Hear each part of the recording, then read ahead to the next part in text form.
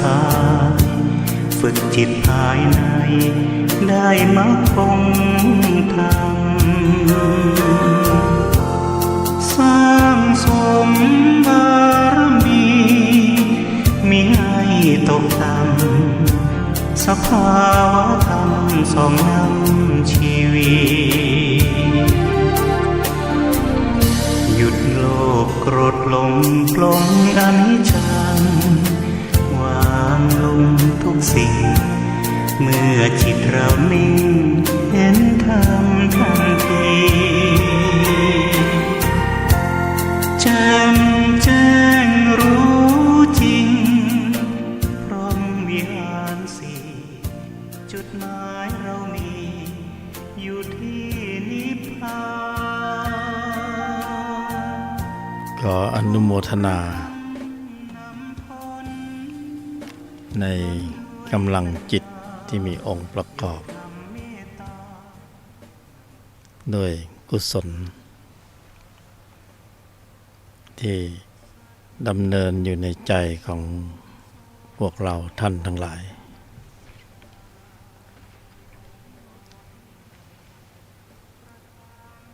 ที่มีความระลึกนึกขึ้นได้ในเรื่องของการเจริญปัญญา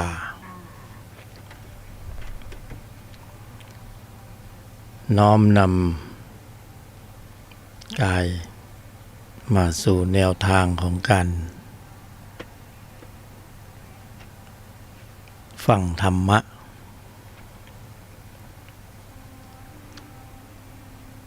ก็อนุโมทนาที่ความระลึกก็คือสติระลึกนึกขึ้นได้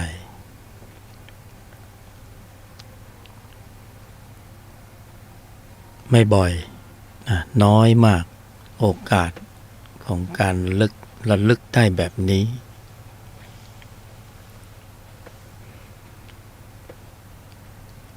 ในใจเราก็มีข้อมูลจิตอันหลากหลาย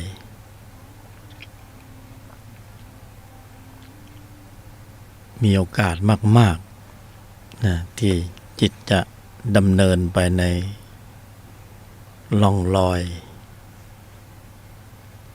ต่างๆตามแต่อำนาจการของจิตชนิดนั้นๆก็เรียกว่าโดยพื้นจิตพื้นใจโดยปกติในใจของบุคคลโดยทั่วไปก็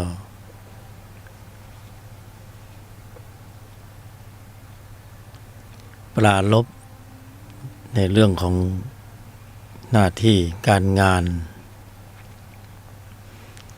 เรื่องราวต่างๆไม่เป็นไปเพื่อการที่จะมาระลึกถึงแนวทางของธรรมะน้อยมากในแต่ละวันไหลไปตามกระแสสัมผัสธุระต่างๆก็เป็นธุระภายนอกรอบตัวข้างในใจก็มีแต่จิตที่พลัดกันหมุนเวียนขึ้นลงไปในบัญญัติเดิมของวัฏจักรกินกามเกียรติเล่ห์เหลี่ยมเพทุบายต่างๆพร้อมเรียกว่าอยู่ในใจ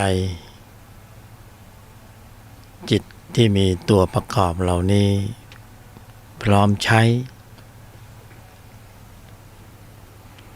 พร้อมขึ้นสู่วิถีจิตตามแต่วิถีชีวิต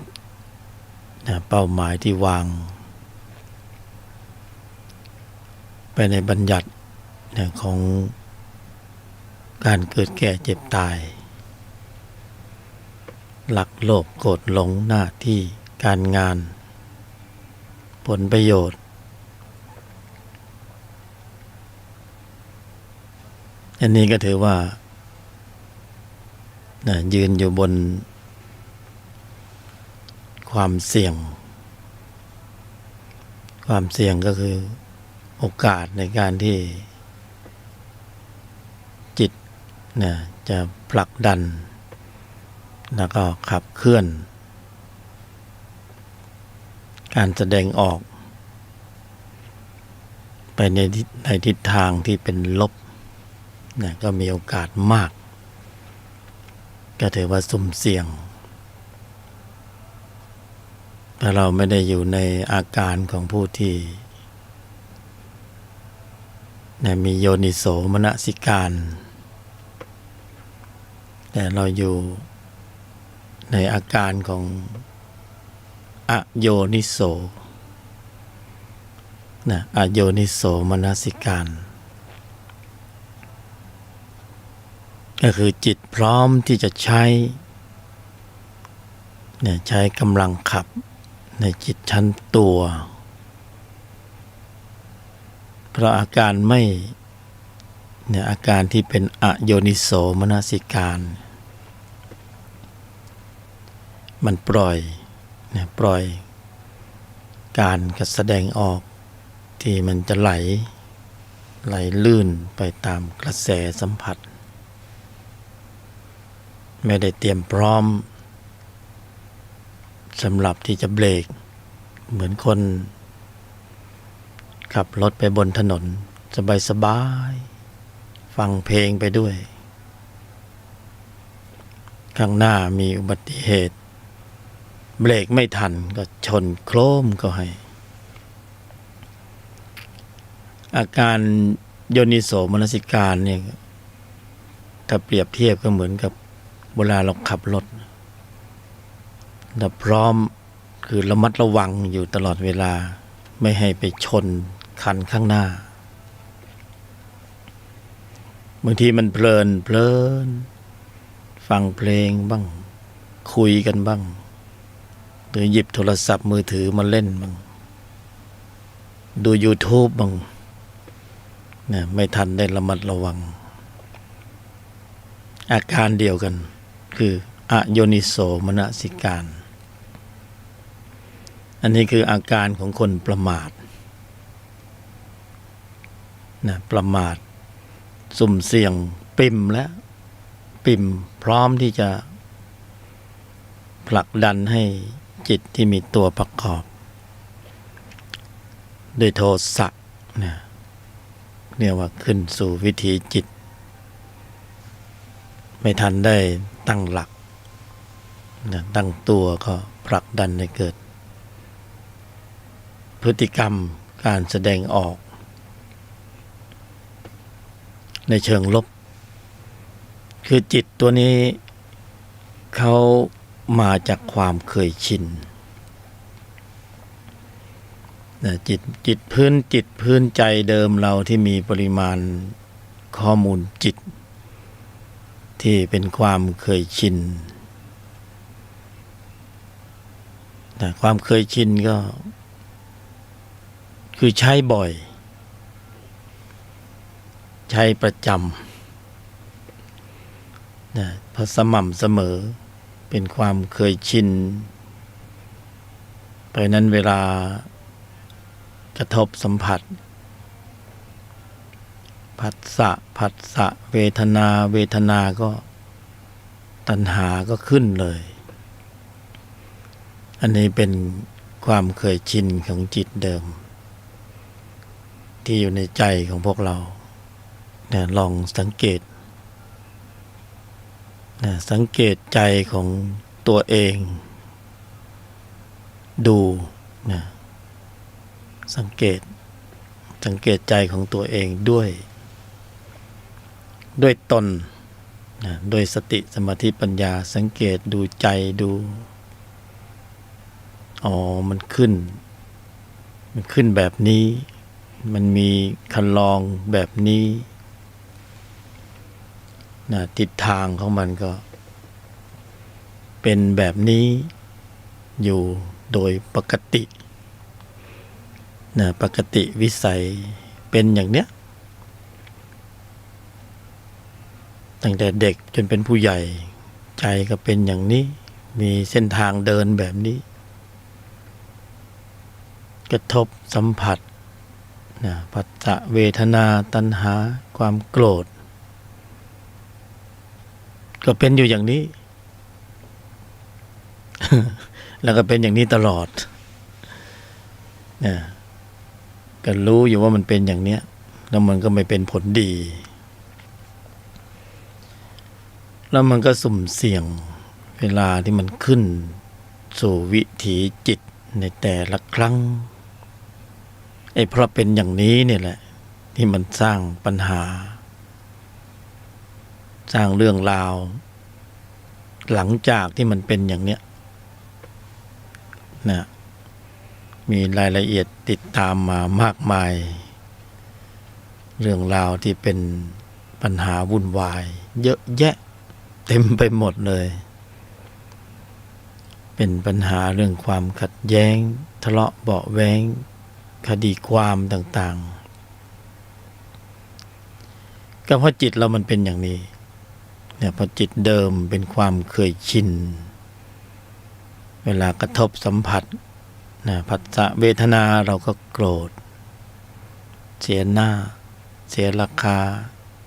เสียผลประโยชน์โลกเสียเงินเสียทองเราก็โวยวายโกรธนี่เราก็มักโกรธก็คือเป็นจิตขาประจำนะมีอะไรกระทบนิดหน่อยเราก็ฟุ้งซ่านรำคาญหงุดหงิดนะจู้จี้ขี้บ่นปากเราก็รัวพูดนะไม่รู้จักหยุดจักหย่อนพูดอยู่นั่นนะก็พูดแต่เรื่องเก่าๆเดิมๆ ไม่รู้ใจใครก็ไม่รู้นะมันเป็นอย่างนั้นก็คือจิตเดิมนิสัยเก่านิสัยดั้งเดิมนิสัยที่นำพาให้พวกเรามาเกิดในโลกมนุษย์มีกายสังขารเป็นมนุษย์แต่ก็แสดงว่าเรามีส่วนดีอยู่ถึงได้มาเกิดเป็นมนุษย์ถ้าส่วนดีมีน้อยกว่านี้มันก็คงอาจจะไม่ได้มีฐานะเป็นมนุษย์อาจจะไปอยู่ในฐานะอย่างอื่นทีนี้นิสัยเก่าเนี่ยโอกาสของเราดีมากตอนเกิดเป็นมนุษย์เนี่ยเพราะอย่างที่เคยบรรยายเราสามารถที่เราจะแก้ไขนิสัยเก่านะแก้ไขได้หรือเราชอบนิสัยเก่าๆแบบนี้เราก็ไม่ต้องแก้ไขเราก็อนุรักษ์อนุรักษ์นิสัยเก่าดังเดิมเพราะไม่ต้องไปถือข้อวัดปฏิบัติอะไรแล้วก็มีหน้าที่สนอง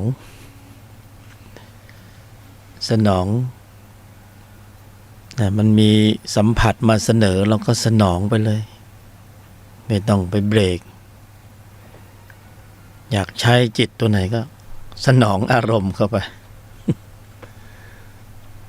ไปตามกระแสสัมผัสมีเหตุปัจจัยให้โกรธก็ไม่ต้องไปคิดอะไรมากโกรธไปเลยแล้วก็ฉุนเฉียวเกลี้ยวกราดขาดความเมตตาวาจาล่วงหล่นไอ้อีมึงกูเนี่ยนิสัยเก่านิสัยดั้งเดิมของเก่าที่เราเคยชินของเก่าที่เราเคยใช้เราก็จะอนุรักษ์มันไว้เราก็ชินกับมันเราก็ ราะนั้นก็ใช้ต่อไปแล้วกัน เคยชินเคยใช้ กระทบสัมผัสทางทวารต่างๆ เสียหน้าเสียราคาเสียผลประโยชน์ เสียความรู้สึกแล้วก็โกรธลุยแหลกแตกหักเนี่ยของเก่าใช้อยู่ทุกวันประจำขาประจำ มาตลอดผัสสะเวทนามาตลอดของเก่าฟุ้งซ่านรำคาญหงุดหงิดแต่ละวันนะบางวันก็หลายรอบบางวันก็ฟุ้งซ่านรำคาญหงุดหงิดนะอึดอัดขัดเคืองหวาดกลัววิตกกังวลคุ้นคิดเหนื่อยหน่ายท้อแท้โกรธนะเวลากระทบสัมผัสโกรธคือไม่มีแนวทางไม่มีความคิดที่จะแก้ไขใจของตัวเองปล่อยไปตามกระแสสัมผัสคนก็บอกธรรมะดีมันก็บอกว่าเงินดีกว่าธรรมะนะไปปฏิบัติธรรมไม่ไปหาเงินดีกว่านะปฏิบัติธรรมแล้วท้องไม่อิ่มเนี่ยมันก็คิดไปคนละมุมก็สะสมไปตามลำดับนิสัยเก่านะเรามองคนในสังคมรอบด้านทุกคนก็มีข้อมูลตัวนี้ อยู่ในใจกันทั่วหน้าซ้ายขวาหน้าหลังบนล่างนะมีแต่มนุษย์ที่มีข้อมูลจิตแบบเดียวกันหมดเลยปริ่มแล้วพร้อมที่จะกระทบกระทั่งนะกระทบกระทั่งปะทะกันก็โกรธกันทะเลาะเบาะแวงกันยิ่งเดี๋ยวนี้ยุคนี้รู้สึกคนมันดุขึ้นหรือยังไงก็ไม่รู้ นะธรรมะไม่ระคายผิวแต่ว่าอนุสัยต่างๆมีกำลังมากขึ้นตามลำดับนะรู้สึกว่าแดดมันร้อนก็ไม่เหมือนแดดเมื่อก่อนพายุมันมาแรงๆก็ไม่เหมือนพายุสมัยก่อน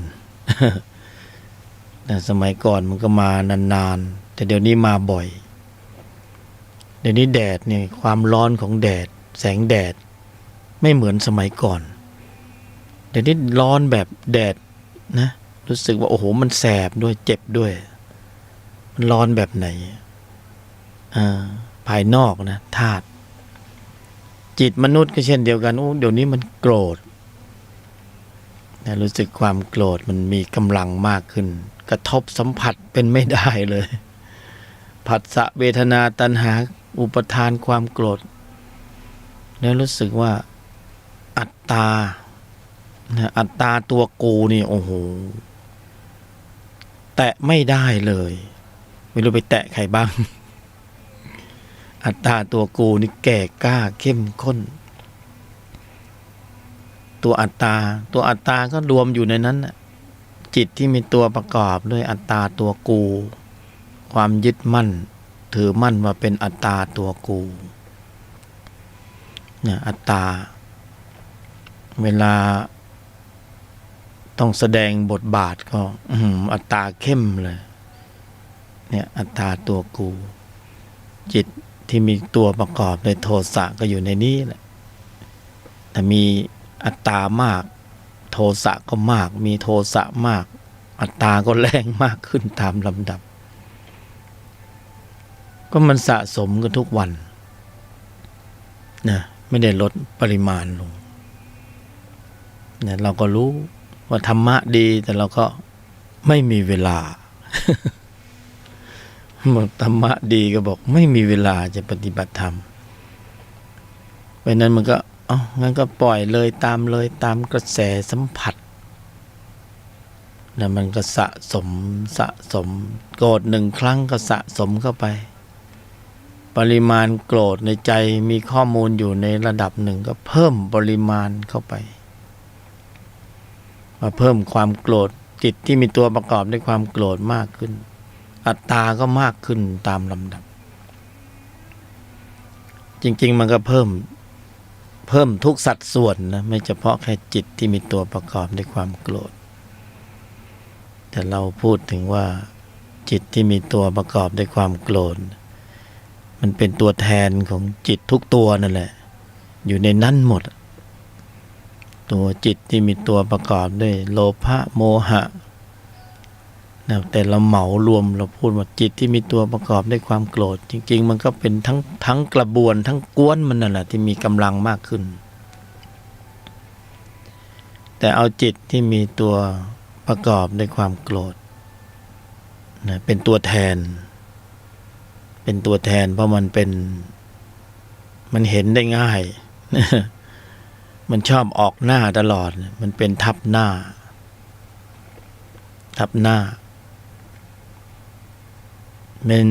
มันก็มีจิตที่เดินมาแก้กันอยู่นะธรรมชาติก็มีของมาแก้กัน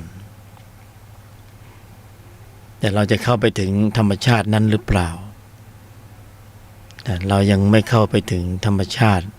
ที่มีแก้กันตรงนั้นเราก็ยังไปไม่ถึงหรือเข้าไปแล้วก็เข้าใจว่าถึงแต่ยังไม่ใช่ไม่ตอบโจทย์นะโกรธมันก็ยังมีเหมือนเดิมนั่นก็ยังไม่ลดปริมาณลงสักทีนั่นนะเพราะนั้นข้อมูลเหล่านี้มันก็ยังอยู่ในใจของพวกเรานั้นอยู่มาก่อนที่เราจะมาเกิดเป็นมนุษย์สะสมมาทุกภพทุกชาติแต่ละภพแต่ละชาติได้ใช้ก็สะสมมาตามลำดับมาเกิดเป็นมนุษย์ในครั้งนี้ก็จิตพวกนี้ก็มาอยู่ปฏิสนธิจิตมาอยู่ในกายมนุษย์กายมนุษย์ก็ได้แสดงข้อมูลจิตว่า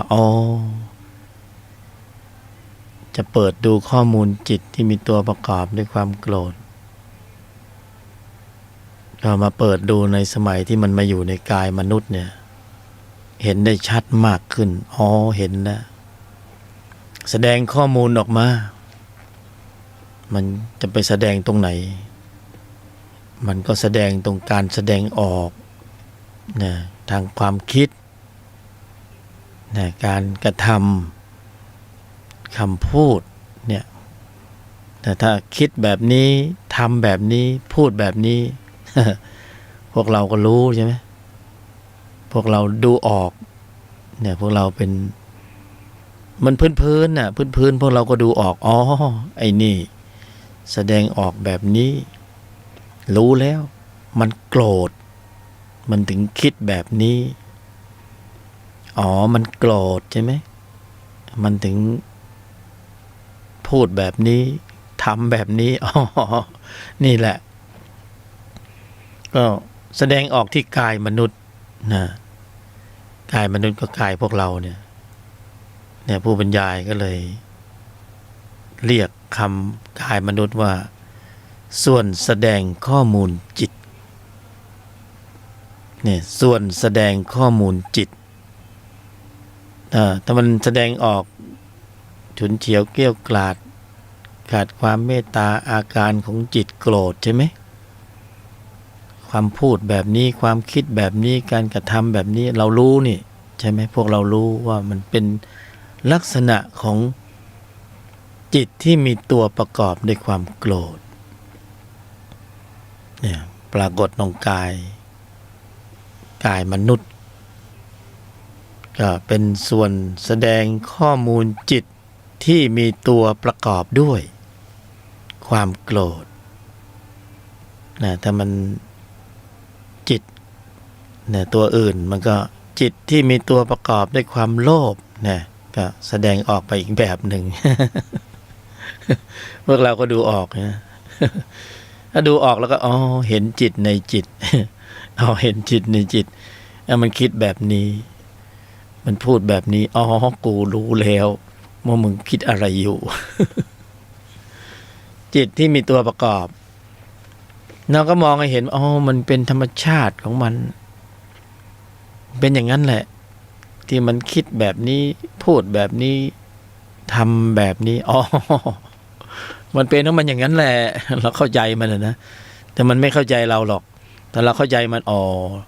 เพราะนั้นเราก็จิตโกรธมันก็อย่างนี้แหละเราก็ไปถือสามัน แต่บางคนไม่ถือสาเนี่ยไปผสมโลงไปเล่นกับมัน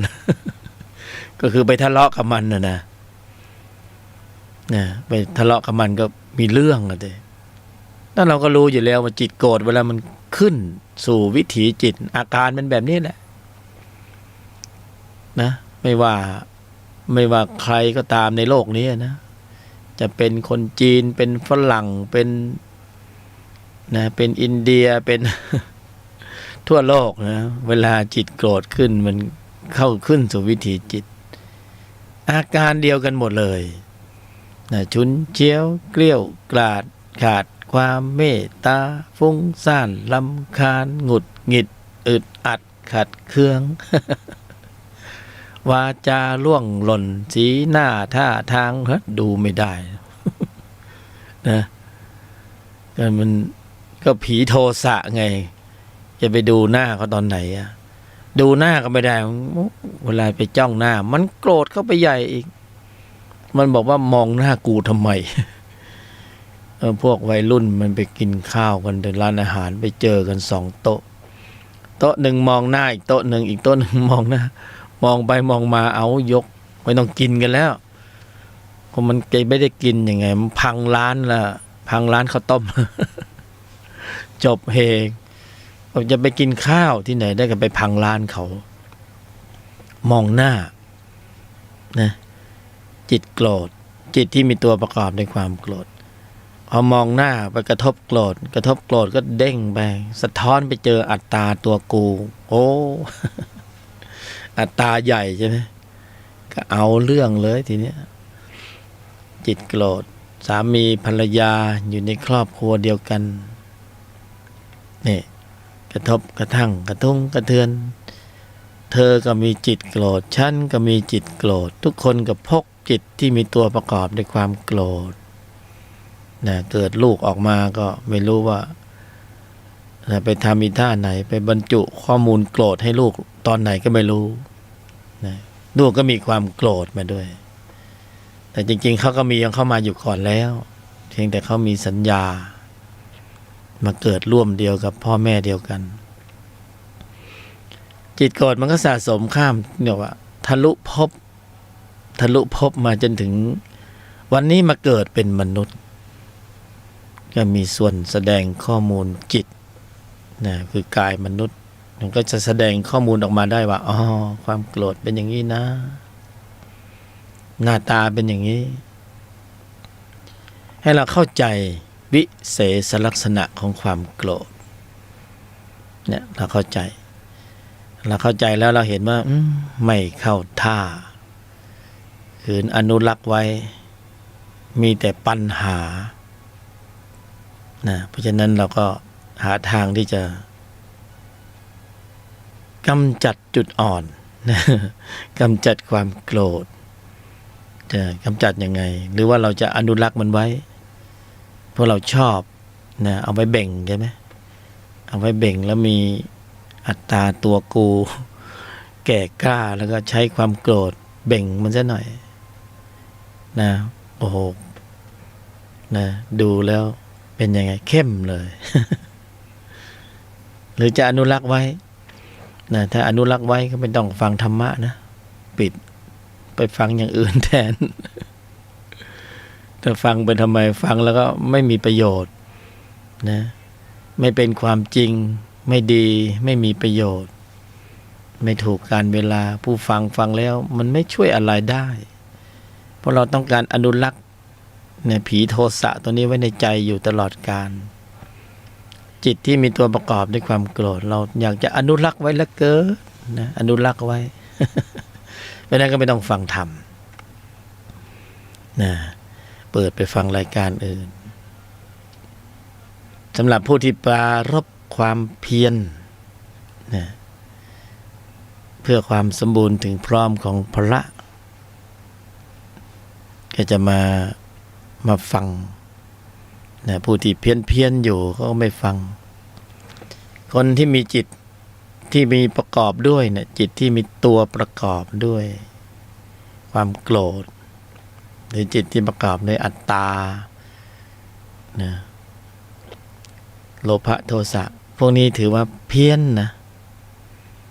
ในทางธรรมะถือว่าเราปกติเพี้ยนนะ เพี้ยนจากความเป็นจริงสภาวธรรมตรงตามความเป็นจริงเพราะเรายึดมั่นถือมั่นว่าเป็นอัตตาตัวกูนะเพี้ยนแล้วนะเพราะนั้นมาฟังธรรมเพื่อต้องการที่จะนะปรารภความเพียรเพื่อที่จะไปแก้ไขความเพี้ยน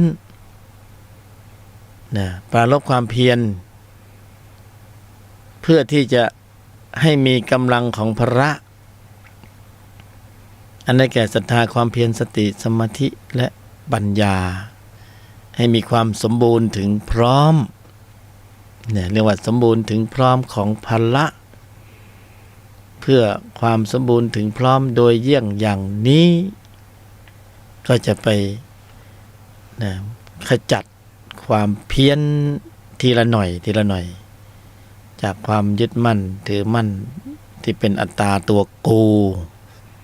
จากการที่มีปริมาณข้อมูลจิตที่มีตัวประกอบด้วยโทสะโลภะโมหะมีปริมาณความเข้มข้นสูงนะก็จะได้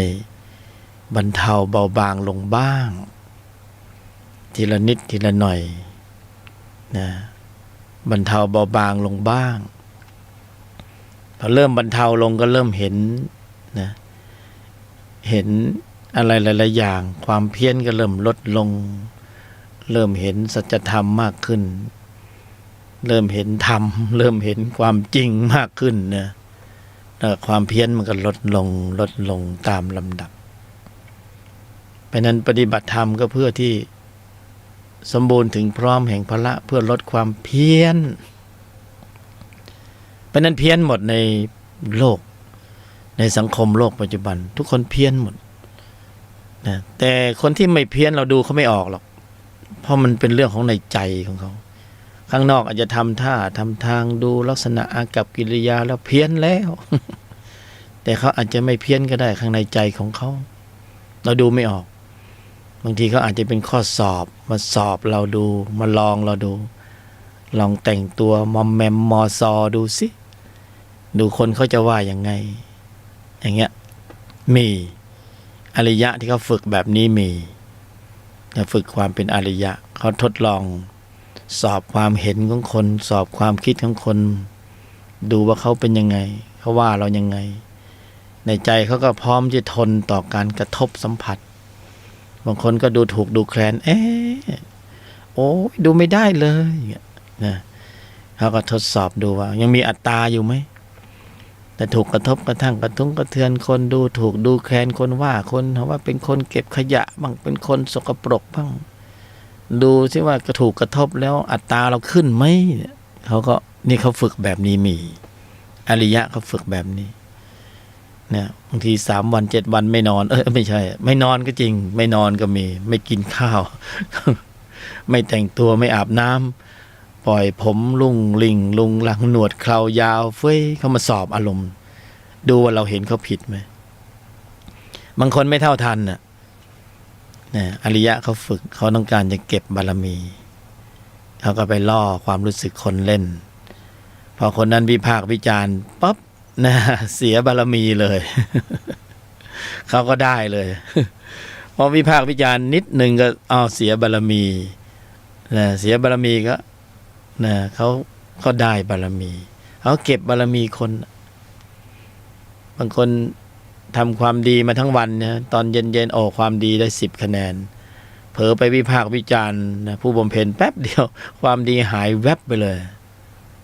จาก10เหลืออยู่1แล้วความดีไปไหนเราไปว่าใครคนนั้นเขาก็ได้แต่เขานิ่งอยู่อุเบกขาอยู่เงี้ย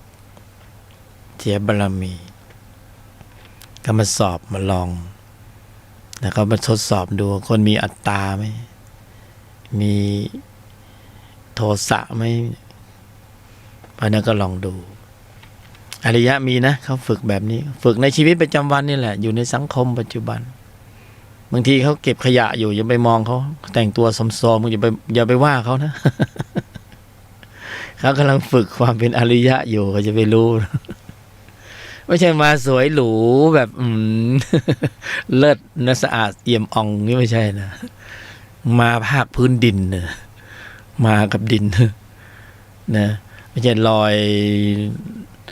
นะแต่งองค์ทรงเครื่องมาเหมือน อริยะเขาฝึกเขาลดอัตราต้องการลดอัตราเพราะว่าอัตราเนี่ยมันก็ต้องถูกแรงกระทบก็แล้วแต่ร่องรอยจริตแต่ละรูปแต่ละนามเนี่ยตอนนี้เรามีโทสะอยู่ในใจเราจะทำยังไงจัดการกับมันนะหรือใครเห็นว่าจะอนุรักษ์ไว้ก็ไม่ต้องนะไม่ต้องค้นคว้าแล้วนะหรือจะอนุรักษ์ไว้อยู่เหมือนเดิมนะอนุรักษ์นิยมดีเด่นคอนเซอร์เวทีฟชอบอนุรักษ์ของเก่านะจิตโกรธนี่เป็นของเก่านะของดั้งเดิมเราฝึกมาทุกภพทุกชาติมันก็แก่กล้าเข้มข้นในปริมาณที่เข้มข้นคือกระทบกระทั่งกระทุ้งกระเทือนแตะไม่ได้นะเข้าทางหูทางตาเราไม่สำรวมเลยแล้วก็จิตพวกนี้ไม่เปิดโอกาสให้โยนิโสมนสิการเพราะมันปริ่มมันพร้อมจะผลักดันพฤติกรรมการแสดงออกอยู่ตลอดเวลาอันตรายมากแต่เราไม่ฝึกอันตรายมากเพราะว่าผลจากภายในที่ตัวเนี้ยคุมมันไม่อยู่เนี่ยมันก็อย่างที่รู้อยู่นะเรื่องราวต่างๆในสื่อที่เราเห็นก็เป็นผลงานของจิตที่มีตัวประกอบด้วยความโกรธเสียเป็นส่วนมาก จิตที่มีตัวประกอบด้วยโลภะก็ไม่ใช่ย่อยเหมือนกันนะโกงบ้านโกงเมืองกินน่นกินนี่สารพัดคอร์รัปชัน ระบาดยิ่งกว่าโควิดอีกนะประเทศแต่ละประเทศในโลกเนี่ยปัญหาคอร์รัปชันนี่ระบาดยิ่งกว่าโควิดอีกนะโควิดยังไปเป็นหย่อมๆนะแต่จิตตัวนี้เนี่ยมันล้ำลึกมันอยู่ข้างในมองไม่เห็นตัวมันนะเขาเรียกว่าเชิงนโยบายล้ำลึกแต่มันสะสมอย่างเงี้ยมันสะสมมากๆเนี่ยมันก็ไม่เป็นผลดีนะถ้าคนที่เขารู้ธรรมเนี่ยรู้สูงก็รู้เสียวแต่รู้ธรรมแล้วก็โอ้โหจะอยู่ยากเพราะขยับหน่อยเนี่ยมันจิตมันข้อมูลมันเก็บหมดเลยไม่สนใจมันจะเป็นใครนะเขาไม่มองสมมติบัญญัติภายนอกสะสมก็คือสะสมทำกรรมก็คือทำกรรมจิตก็เก็บข้อมูลก็คือเก็บข้อมูลแล้วก็ไปกลั่นนะสุดท้ายมันก็ย้อนกลับมาทิ่มแทงตัวเราเองอีกมันเป็นอย่างนั้นเพราะฉะนั้นข้อมูลต่างๆเนี่ยไม่หนีการเก็บโดยจิตนะพฤติกรรมการแสดงออกภายนอกที่เราเผลอไปคิดไปพูดไปทำไปนะภายนอกกับภายในเขาสัมพันธ์กันภายนอกแสดงออกภายในมีจิตเกิดขึ้นรับจิตชนิดไหนก็ชนิดนั้นน่ะถ้าจิตโกรธก็ข้อมูลจิตโกรธก็มีปริมาณมากขึ้นนะจิตก็เก็บข้อมูลเขามีหน้าที่ในการเก็บข้อมูลเขาเป็นเจ้าเนี่ยเจ้าพ่อเจ้าแม่เลยเจ้าแห่งการสะสมเนี่ยจิตนี่นะเป็นเจ้าแห่งการสะสมเราจะไปถืออัตตาตัวกูว่าเราเป็นเจ้าของจิตนี้แล้วจะไปสั่งจิตไม่ได้ ไม่อยู่ในฐานะที่จะทำได้ สั่งไม่ได้เขาเก็บข้อมูลเข้าไปงั้นน่ะแสดงออกไปเถอะไม่หนีไปไหนหรอกถ้าเราศรัทธาเชื่อมั่นในเรื่องของกรรมนะมีผลตอบแทนหมดเลยพอเรารู้เราจะเริ่มโอ้โหถ้าเป็นอย่างนี้เราก็ต้องหาทางนะยังกุศลให้ถึงพร้อมนะไม่ทำบาปทั้งปวงทำจิตใจให้ขาวรอบนะที่พระบรมศาสดาได้ตรัสรู้และชี้นำแนวทางให้เราถือปฏิบัติก็ทำจิตใจให้ขาวรอบนะยังกุศลให้ถึงพร้อมไม่ทำบาปทั้งปวงนะถ้าทำอย่างนี้ได้ก็ จิตก็เก็บข้อมูลในส่วนดีหมดเลย แล้วเราไม่เป็นอกุศลเนี่ยไม่มีอกุศลผุดโผล่เลย ก็สบายนะจ๊ะจะเก็บข้อมูลส่วนดีก็เก็บไปเลยเนี่ยแต่ส่วนเสียเขาก็เก็บ แต่นี้เราต้องการที่จะยังกุศลให้ถึงพร้อม เพื่อให้เป็นกุศลไม่ทำบาปทั้งปวงนะทำจิตใจให้ขาวล่อจิตก็เก็บสะสมแต่ส่วนดีส่วนดีนะดีก็บวกข้อมูลลบไม่มีเลย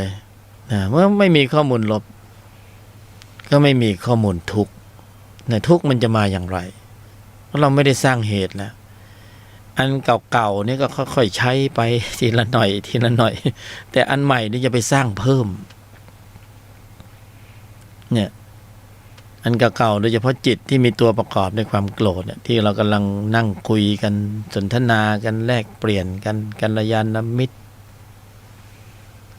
เนี่ยค้นคว้าว่าจะจัดการกับจิตที่มีตัวประกอบด้วยความโกรธนะจิตโกรธจิตก็เหมือนน้ำนะจิตที่มีตัวประกอบด้วยความโกรธก็เหมือนน้ำแดงสีแดงเอาสีแดงไปหย่อนลงไปในน้ำนะหยดลงไปนะเดิมจิตนะใสสะอาดบริสุทธิ์อยู่แล้วสีแดงใส่เข้าไปก็เปลี่ยนเป็นน้ำแดงเห็นไหมกลายเป็นสีแดงเป็นน้ำแดงพื้นจิตโดยปกติธรรมดาก็ใสสะอาดบริสุทธิ์ประพัดสอนนะมีเจตสิกธรรมเป็นธรรมชาติที่สามารถผสมรวมอยู่ในจิตได้เกิดขึ้นพร้อมจิตดับขึ้นพร้อมจิตนะเกิดดับพร้อมจิตผสมอยู่ในจิตเจตสิกที่ชื่อว่าโทสะนะตัวประกอบเอาไปประกอบในจิตก็จิตนั้นก็เลยกลายเป็นจิตโกรธเนี่ยจิตโกรธก็เหมือนน้ำแดงแต่เปลี่ยนสีอื่นก็เป็นน้ำสีอื่นจิตตัวอื่นๆก็มีลักษณะเดียวกันคล้ายๆกันจิตที่มีตัวประกอบด้วยความโกรธก็เปรียบเสมือนนักเลงนะนักเลงเวลามันอยู่ในใจเรารู้สึกเป็นไงนะเป็นนักเลงไหมนะฮึกเหิมนะอัตตาแก่กล้าเลยเข้มข้นเลย จิตที่มีความฉุนเฉียวเกรี้ยวกราดนี่เป็นลักษณะปกตินะแต่บางคนมันไม่แสดงออกมันโกรธอยู่ข้างในมันโกรธอยู่ข้างในพร้อมจะระเบิดนะเตรียมอาวุธไว้พร้อมเลยนักเลงก็จะมีอาวุธนะเตรียมอาวุธไว้จิตที่มีตัวประกอบด้วยนักเลง จิตโกรธนะแล้วจิตนักเลงรู้จักนักเลงไหมจิตที่มีตัวประกอบด้วยนักเลงจิตที่เป็นตัวประกอบด้วยความโกรธนักเลงนี่มันเกรงใจใครเอ่ยเราต้องรู้เอาที่นักเลงมันกลัวนะนักเลงมันกลัวใครถ้าเราไปทะเลาะกับนักเลงนี่เป็นไงเราสู้นักเลงไหวไหมนะ สู้ไม่ได้ก็มันนักเลงก็บอกแล้วนักเลงนักเลงหัวไม้นะแสดงอำนาจบาดใหญ่แสดงอัตตาตัวกูแสดงมานะทิฐิแสดงความเห็นผิดเพ่งโทษอยู่ในนัก อยู่ในนักเลงหมดเลยดูสิโอ้นักเลงไม่ธรรมดาเว้ยไอ้นี่ไม่ธรรมดาไอ้นี่ของจริงนี่วะ นะมันแสดงหมดเลยแสดงอัตตาตัวกูอัตตาตัวกู แสดงมานะทิฐินะแสดงฉุนเฉียวเกลี้ยวกล่อมนะเมตตาไหมโอ้อย่าไปถามความรักความเมตตาจากนักเลงเลยนี่ฉุนเฉียวเกลี้ยวกล่อมขาดความเมตตาแสดงอำนาจบาดใหญ่เนี่ยนักเลงนี่เราทะเลาะกับนักเลงไหวไหมเวลานักเลงมาทวง หัวปิงปองมาทวง120อะหัวปิงปองมาแล้วทวง120นะนักเลงมาแล้วไหวไหม ต้องรีบควักเงินจ่ายเนี่ยไม่งั้นนักเลงถอดเอาหมวกกันน็อกฟาด เพราะนั้นก็เลยไม่กล้าสู้กับนักเลงมันจะกลัวลูกพี่มันวันนั้นนักเลงมีลูกพี่เรารู้เราต้องไปหาลูกพี่นักเลง เขาบอกลูกพี่ขอเว้นไปหน่อยช่วงนี้ เศรษฐกิจไม่ดีลูกพี่ก็จะไปสั่งนักเลงเฮ้ยไอ้ลูกน้องไอ้นักเลงเบามือหน่อยนะลายนี้เขาเคลียร์แล้วเนี่ยลูกพี่มันสั่งทีนี้นักเลงมาตอนหลังนักเลงมาหาเราก็ไม่ทะเลาะกับนักเลงหรอกนักเลงสุภาพมากขึ้นเยอะเพราะอะไรเพราะลูกพี่เบรกมันไว้แล้วนี่จิตโกรธก็เช่นเดียวกันเรารู้ไหมว่าจิตโกรธมีลูกพี่อยู่ แต่มีอยู่แต่ว่าลูกพี่ของจิตโกรธเนี่ยจิตที่มีตัวประกอบด้วยความโกรธมีลูกพี่แต่ลูกพี่ของความโกรธยิ่งหนักข้อเข้าไปใหญ่ไม่มีความปราณีหรอกแต่ลึกมากไปกว่านั้นธรรมชาติให้มาเนี่ยธรรมชาติให้มานะเราไปทะเลาะกับจิตที่มีตัวประกอบด้วยโทสะตรงๆเนี่ยไปไล่มันน่ะตรงๆมันไปไหมไม่หมูนะเอาสมถะที่นั่งอัดเข้าไปเลยนะกำหนดบริกรรมภาวนาเข้าไปจิตโกรธมันแวบไปพักหนึ่งนะนิวรณ์ห้าดับไปแป๊บหนึ่งแต่จิตที่มีตัวประกอบด้วยความโกรธมันอยู่ข้างในมันไม่ได้สมุดเฉดไม่ได้หมดไปตามกับนิวรณ์ไม่ใช่มันดับด้วยชั่วคราวที่เป็นนิวรณ์แต่จิตที่มีตัวประกอบด้วยความโกรธยังอยู่ กูยังอยู่นะต่อให้กรรมฐานสมถะเข้มจนตัวเหาะได้กูก็ยังอยู่ในใจ มันจะลดง่ายๆไหมไม่ง่ายนะไม่ลดด้วยต่างหากไม่ลดด้วยต่างหากเรานั่งสมาธิหนึ่งเราโอ้โหขันติอดทนอุเบกขานั่งเป็นชั่วโมงเนี่ยปฏิบัติธรรมนั่งโอ้โหขาก็เป็นเหน็บแล้วก็เฉยพยายามข้ามมันเจ็บก็ปล่อยให้มันเจ็บนะเป็นชั่วโมงปฏิบัตินะได้นะวิตกวิจารปีติสุขเอกคตาขนลุกขนพองนะนิ่งสงบเย็นเบาสบายอิสระโปร่งโล่งถึงแล้ว นึกว่าถึงแล้ว ยังได้ฌานนะยังเนี่ยเราก็นึกว่าโทสะมันคงจะไปหมดแล้วก็ไม่เห็นมันขึ้นมาเนี่ยตอนที่เราเข้าฌานอยู่สงบแล้วครับดับ หายแวบเงียบปิ้งเลยท่าทางจะบรรลุละมั้ง คิดเอาเอง สงสัยเราถึงผลแล้วเคยเป็นไหม ใครไม่เคยเป็นผู้บรรยายเคยเป็น สงสัยถึงผลแล้วที่ไหนได้เอาเสียผลประโยชน์โลกตาเห็นรูปหูได้ยินเสียงจมูกได้กลิ่นผัสสะเวทนาเอาโทสะมันขึ้นมาอีกมันไปไหนเมื่อกี้มันนั่งสมาธิหลับหลบไปอยู่ตรงไหนแล้วทีนี้ขึ้นมาอีกไอเนยังไงกันนะศักยภาพของพละในระดับฌานนี่ไม่มีกำลังหรือไงนี่ทำยังไงดีมันยังขึ้นมาอีกเหมือนเดิมเนี่ยวันนี้ก็ยังอยู่ตอนนี้ก็ยังอยู่ อยู่ในใจของเรานะบรรยายธรรมะอยู่จิตที่มีตัวประกอบด้วยความโกรธมันก็ยังอยู่ในใจอยู่ดีอะไรกันนักกันหนาชาตินี้สงสัยนะจนแก่จนตายแล้วก็คงไม่มีทางที่จะสามารถเอาชนะมันได้ไอ้นักเลงประจำใจตัวเนี้ยจิตที่มีตัวประกอบด้วยความโกรธนะนักเลง อยู่ในใจตลอดกาลเลยเริ่มค้นคว้าเข้าไป เห็นแล้ว รู้แล้ว เข้าใจแล้ว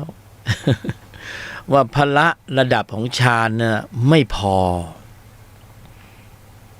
อมือ สู้มันไม่ได้ มีอำนาจการเหนือ จิตที่มีตัวประกอบด้วยโทสะไม่ได้นะจิตที่เราปฏิบัติสมถะเราได้ จิตที่มีตนประกอบด้วยพละเป็นผลนะเป็นผลเราฝึกแล้วเราปฏิบัติแล้วเราขันติอดทนอุเบกขาสารพัดวิธีการกำหนดภาวนาอะไรต่างๆก็ภาวนาเข้าไปเอาเก็บหมดอะบุญเล็กบุญน้อยชั่วโมงทำเก็บได้กำลังจิตที่มีองค์ประกอบด้วยพละในระดับหนึ่งพอจะดับนิวรณ์ห้าได้ชั่วครั้งชั่วคราวในบางเวลานะที่พละลำดับขับเคลื่อนกำลังอยู่ในภายในนิวรณ์ห้าขณะนั้นไม่ขึ้นสู่วิถีจิตนะจิตของเรามีองค์ประกอบด้วยจิตที่ประกอบด้วยตนนะสงบระงับนะวิตกวิจารปีติสุขเอกคตาคุมอยู่ในระดับหนึ่งชั่วครั้งชั่วคราว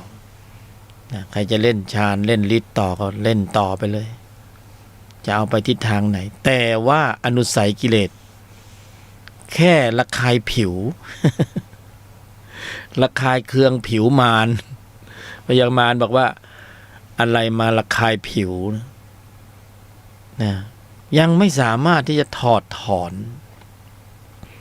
อำนาจการของจิตที่มีตนประกอบด้วยพละรู้แล้วเนี่ยเราค้นคว้าเราเริ่มรู้แล้วนักเลงเกรงใจนะ มีของแก้กันเพราะนั้นไปทะเลาะกับนักเลงตรงๆจิตโกรธมันขึ้นพยายามที่จะดับมันพยายามจะดับมันได้ไหมประจันหน้ากับนักเลงไหวไหมไม่ไหวต้องไปหาลูกพี่ของนักเลงหรือผู้ที่มีอำนาจการเหนือกว่านักเลงเหนือกว่าจิตที่มีตัวประกอบด้วยความโกรธเจอแล้วยังนะพวกเราเจอแล้วยังจิตที่มีอำนาจการเหนือ เหนือก็คือครอบคลุมถ้ามีศักยภาพของจิตที่มีองค์ประกอบกำลังระดับนี้นะจิตที่มีตัวประกอบด้วยความโกรธมันจะหงอไปฝ่อไปหงอไปฝ่อไปมันมาด้วยความ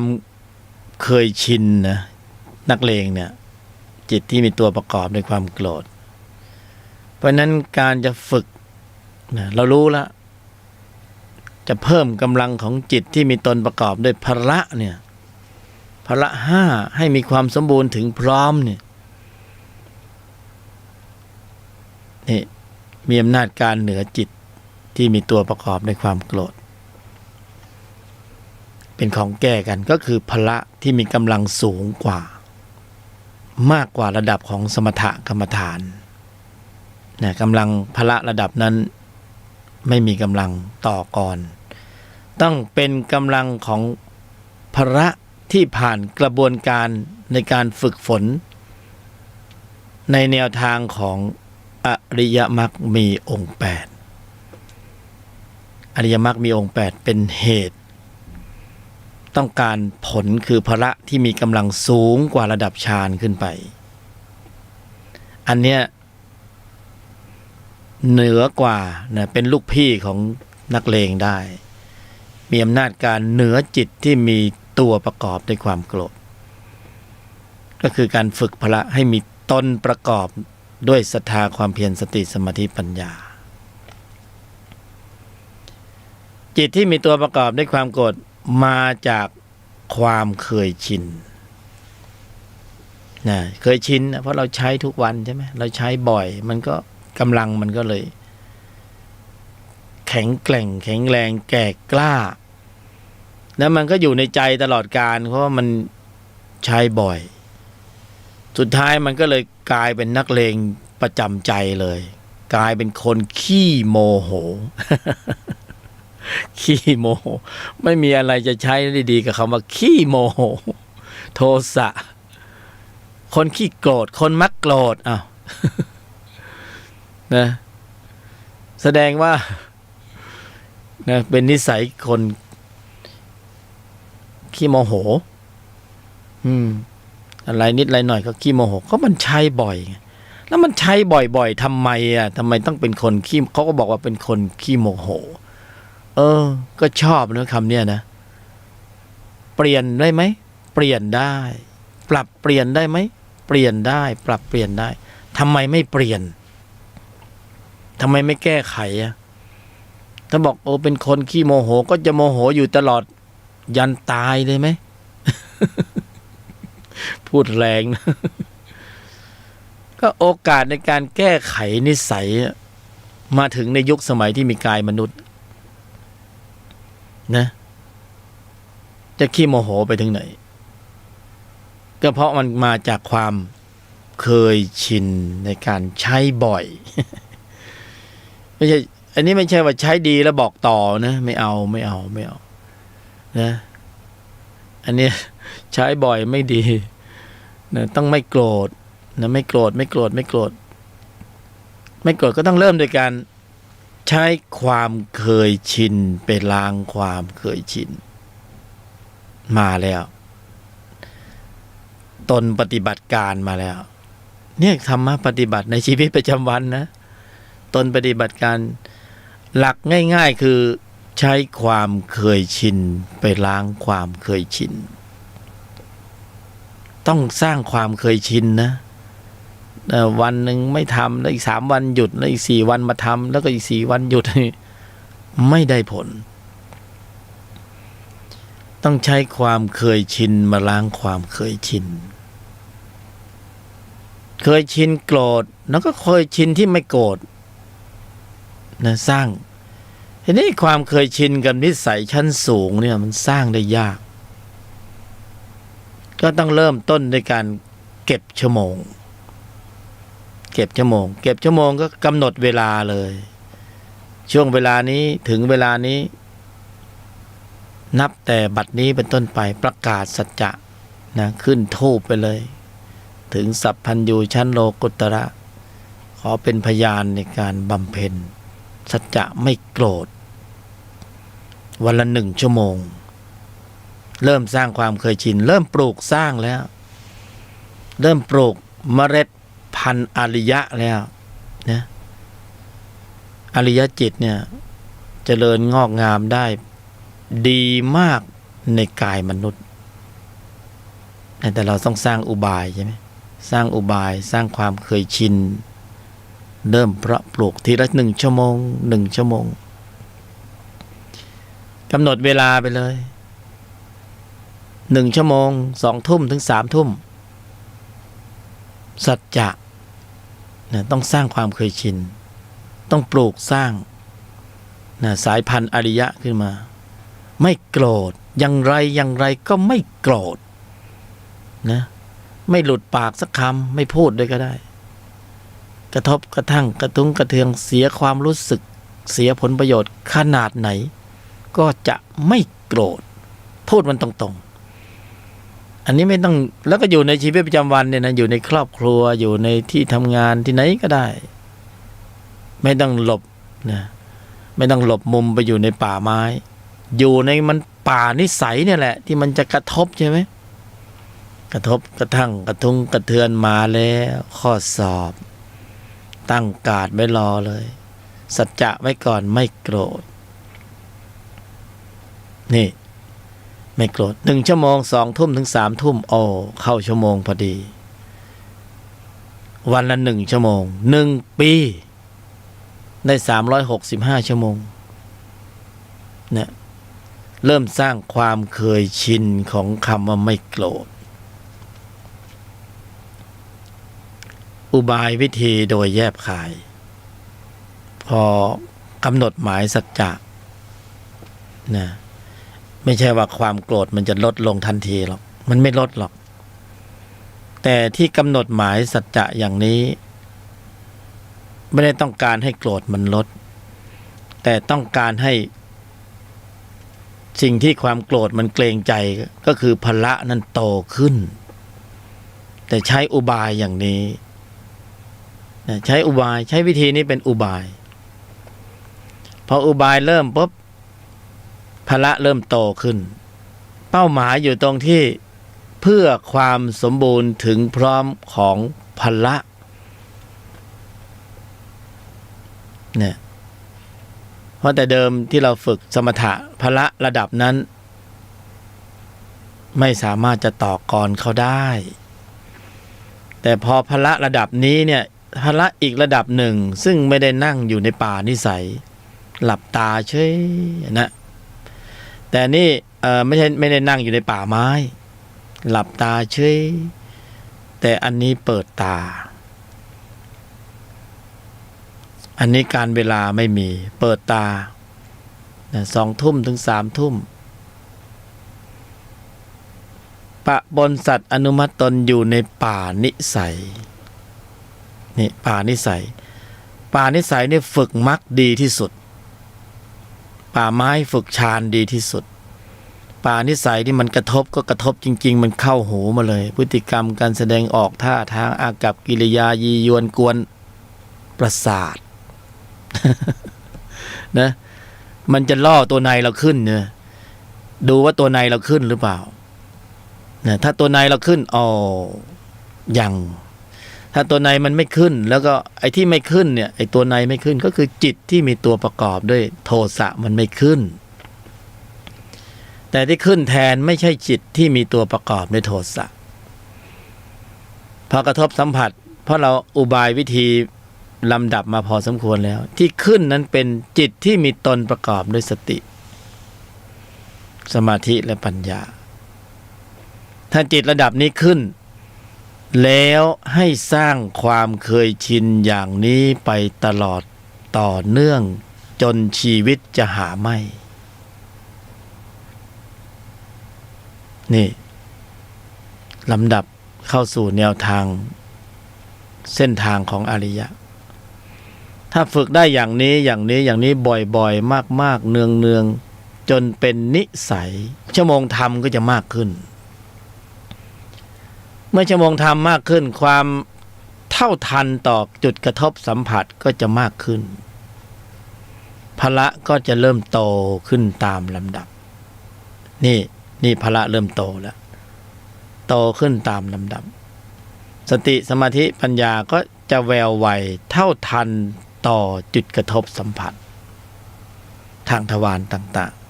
ๆเรามักจะได้ยินคำว่าหลงจากนักปฏิบัติธรรมนะหลงลืมสติหรือสติไม่เท่าทันนะก็ไม่เท่าทันนะเพราะว่าเราฝึกในป่านี่เราฝึกในป่าไม้สติสมาธิปัญญาที่ใช้ในขณะฝึกฌานฝึกพละในระดับฝึกในป่าไม้ก็เขาก็เจริญงอกงามในระดับหนึ่งแต่พอเรามาเจอป่านิสัยสติที่เราฝึกวันนั้นน่ะมาเจอป่านิสัยมาใช้ในวันนี้ไม่ได้เพราะกำลังความเท่าทันเนี่ยไม่ทันต่อจิตที่มีตัวประกอบจิตที่มีตัวประกอบมันวิ่งขึ้นสู่วิถีจิตก่อนก็คือเราไม่เท่าทันหรือหลงลืมสติวินาทีหรือเสี้ยววินาทีของการกระทบสัมผัสทางทวารต่างๆมันจะมีจิตอยู่2 ชุดซึ่งแย่งกันวิ่งขึ้นสู่วิถีจิตเบียดกันอยู่แต่เราไม่รู้สึกเพราะว่าเราส่วนมากเราใช้ความเคยชินในจิตเดิมมันก็ขึ้นสู่วิถีจิตตลอดเวลาเพราะเราอยู่ในบัญญัติเดิมรักโลภโกรธหลงกินกามเกลียดโกงผลประโยชน์เห็นผิดเพ่งโทษฟุ้งซ่านรำคาญหงุดหงิดอึดอัดขัดเคืองจิตเดิมพวกนี้มันชินมากแล้วมันจึงวิ่งขึ้นสู่วิถีจิตได้ก่อนแต่พอเราเริ่มกำหนดหมายสัจจะเราจะเริ่มมองเห็นจิตอีกชนิดหนึ่งอีกระดับชั้นหนึ่งซึ่งเขาเริ่มมีกำลังของพละเริ่มโตขึ้นจะเริ่มมาแย่งซีน เริ่มเบียดกำลังจิตเดิมไม่ให้ขึ้นสู่วิถีจิตโดยสะดวกโยทินเหมือนแต่ก่อน เริ่มกระด้างกระเดื่องเริ่มโกรธไม่เต็มอารมณ์เคยเป็นไหมพอนึกจะโกรธเดี๋ยวจะไอ้จิตตัวโกรธมันหายไป โกรธไม่เต็มอารมณ์เลยคือโกรธแบบกระด้างกระด้างกระด้างกระเดื่องต่ออารมณ์โกรธเคยเป็นไหมจะโกรธแล้วนะทำไมมันไม่ผลักให้มันโกรธเหมือนแต่เดิมจะพูดให้มันแรงๆมันกับพูดไม่ออกจะทำให้อะไรอย่างเงี้ยคือจิตสองชนิดสองชุดนะเริ่มแย่งพื้นที่กันเริ่มแย่งเพราะกระทบสัมผัสทางทวารต่างๆผัสสะเวทนาก็ปกติแล้วตัณหามันจะเอาพื้นที่ไปกินหมดเลยเขาจะได้พื้นที่ไปหมดผัสสะเวทนาก็จิตโกรธคือเป็นวงวานว่านเครือของจิตในฝ่ายวัฏจักรดั้งเดิมหมดเลยที่เขาขึ้นสู่วิถีจิตที่พอลำดับแนวทางของการบำเพ็ญสัจจะกำหนดหมายไม่โกรธพละเริ่มโตขึ้นนะเรากำหนดหมายนี่คือเราสร้างอุบายวิธีโดยแยบคายแค่นั้นเป้าหมายเราไม่ได้ต้องการไปหักตัวโทสะโดยตรงแต่เป้าหมายต้องการที่ใช้อุบายวิธีโดยแยบคายเพื่อที่จะให้พละอันได้แก่สติสมาธิปัญญานั้นเคลื่อนกำลังออกมาต้องให้เขาเคลื่อนกำลังออกมาโดยปกติแล้วเนี่ยจิตในฝ่ายของวัตตะเขามีกำลังพร้อมที่จะเคลื่อนกำลังทุกเวลาอยู่แล้วแล้วเขาล้อมกรอบไว้หมดเพราะนั้นส่งสัญญาณกระทบสัมผัสเวทนาปุ๊บจิตในฝ่ายวัตตะมันจะขึ้นสู่วิถีจิตเคลื่อนกำลังออกมาทันทีทันใดจิตในฝ่ายชั้นตนนั้นพละก็ไม่มีกำลังเพราะไม่ได้ฝึกไม่ใช่ไม่มีแต่ไม่มีกำลังทำไมไม่มีกำลังก็เพราะไม่ได้ฝึกเหมือนกันแต่ฝึกไม่ถูกวิธีฝึกเหมือนกันแต่ฝึกโดยสมถกรรมฐานขึ้นสู่วิถีจิตเหมือนกันแต่กำลังก็ยังไม่พอสู้จิตในฝ่ายของวัตตะยังไม่ได้นี่แหละจึงเป็นเหตุผลที่พระบรมศาสดาปรารภว่ายังไม่ถึงที่สุดแห่งทุกข์ยังไม่ถึงที่สุดของธรรม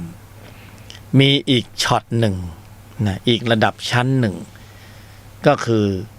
อริยมรรคมีองค์8เนี่ยพระองค์ก็กราบลาพระอาจารย์อุทกดาบทและอาลาลดาบทบ่ายหน้าสู่ป่าเดินสู่ความว่างเปล่าของชีวิตเพื่อค้นหาสัจธรรมต่อนะบ่ายหน้าสู่ป่าเดินสู่ความว่างเปล่าของชีวิตเพื่อค้นหาสัจธรรมต่อก็ได้บรรลุซึ่งอริยสัจสี่คือตรัสรู้นะอริยสัจสี่คือทุกข์สมุทัยเหตุแห่งทุกข์นิโรธความดับแล้วก็อริยมรรคมีองค์8ตรัสไว้ชัดเจนว่าเป็นธรรมที่ต้องกำหนดเจริญและทรงสรรเสริญองค์ธรรมกุศลจิตองค์หนึ่งนะผู้บรรยายก็เคยบรรยายไปแล้วองค์ธรรมที่ว่านี้คือองค์ธรรมกุศลจิตโยนิโสมนสิการนะโยนิโสมนสิการถ้าองค์ธรรมกุศลจิตองค์นี้ไม่ขึ้นเนี่ยโดยปกติชีวิตประจำวันพวกเราองค์ธรรมกุศลจิตองค์นี้จะไม่เกิดเพราะจิตเรามันไปในบัญญัติของวัฏจักรการเกิดแก่เจ็บตายนะหน้าที่การงานต่างๆแต่พอจะเป็นบัญญัติในการควบคุมระบบแสดงออกเขาถึงจะเกิดนะองค์ธรรมโยนิโสมนสิการเป็นองค์ธรรมที่เกิดขึ้นในใจแล้วมีหน้าที่ในการสกัดกั้นนะ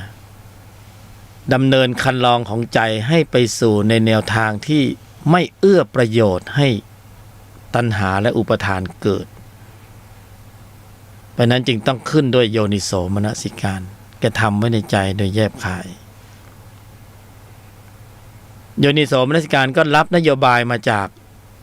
การกำหนดหมายสัจจะนะกำหนดหมายสัจจะ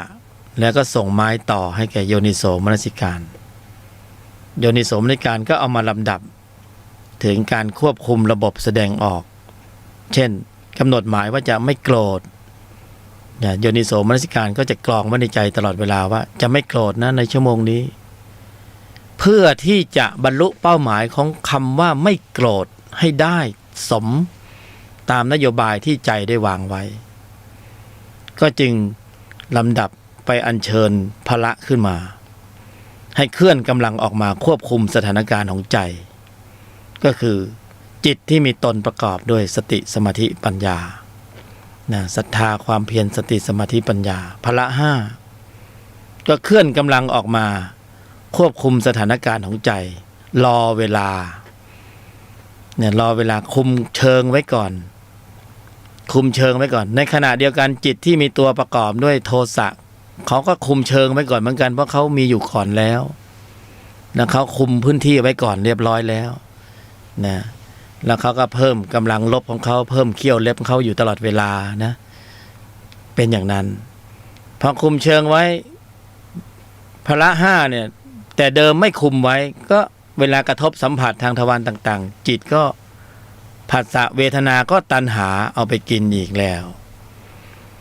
ผัสสะเวทนาตัณหาอุปทานกิเลสกรรมวิบากไหลลื่นไปตามกระแสสัมผัสตามกฎของปฏิจจสมุปบาท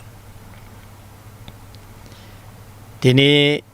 โยนิโสมนสิการกำกับแล้วถึงการควบคุมการแสดงออกแล้วนโยบายรับมาแล้วก็เป็นเหตุเป็นปัจจัยในการเชื่อมโยงให้พละห้าเคลื่อนกำลังออกมามีนะไม่ใช่ไม่มี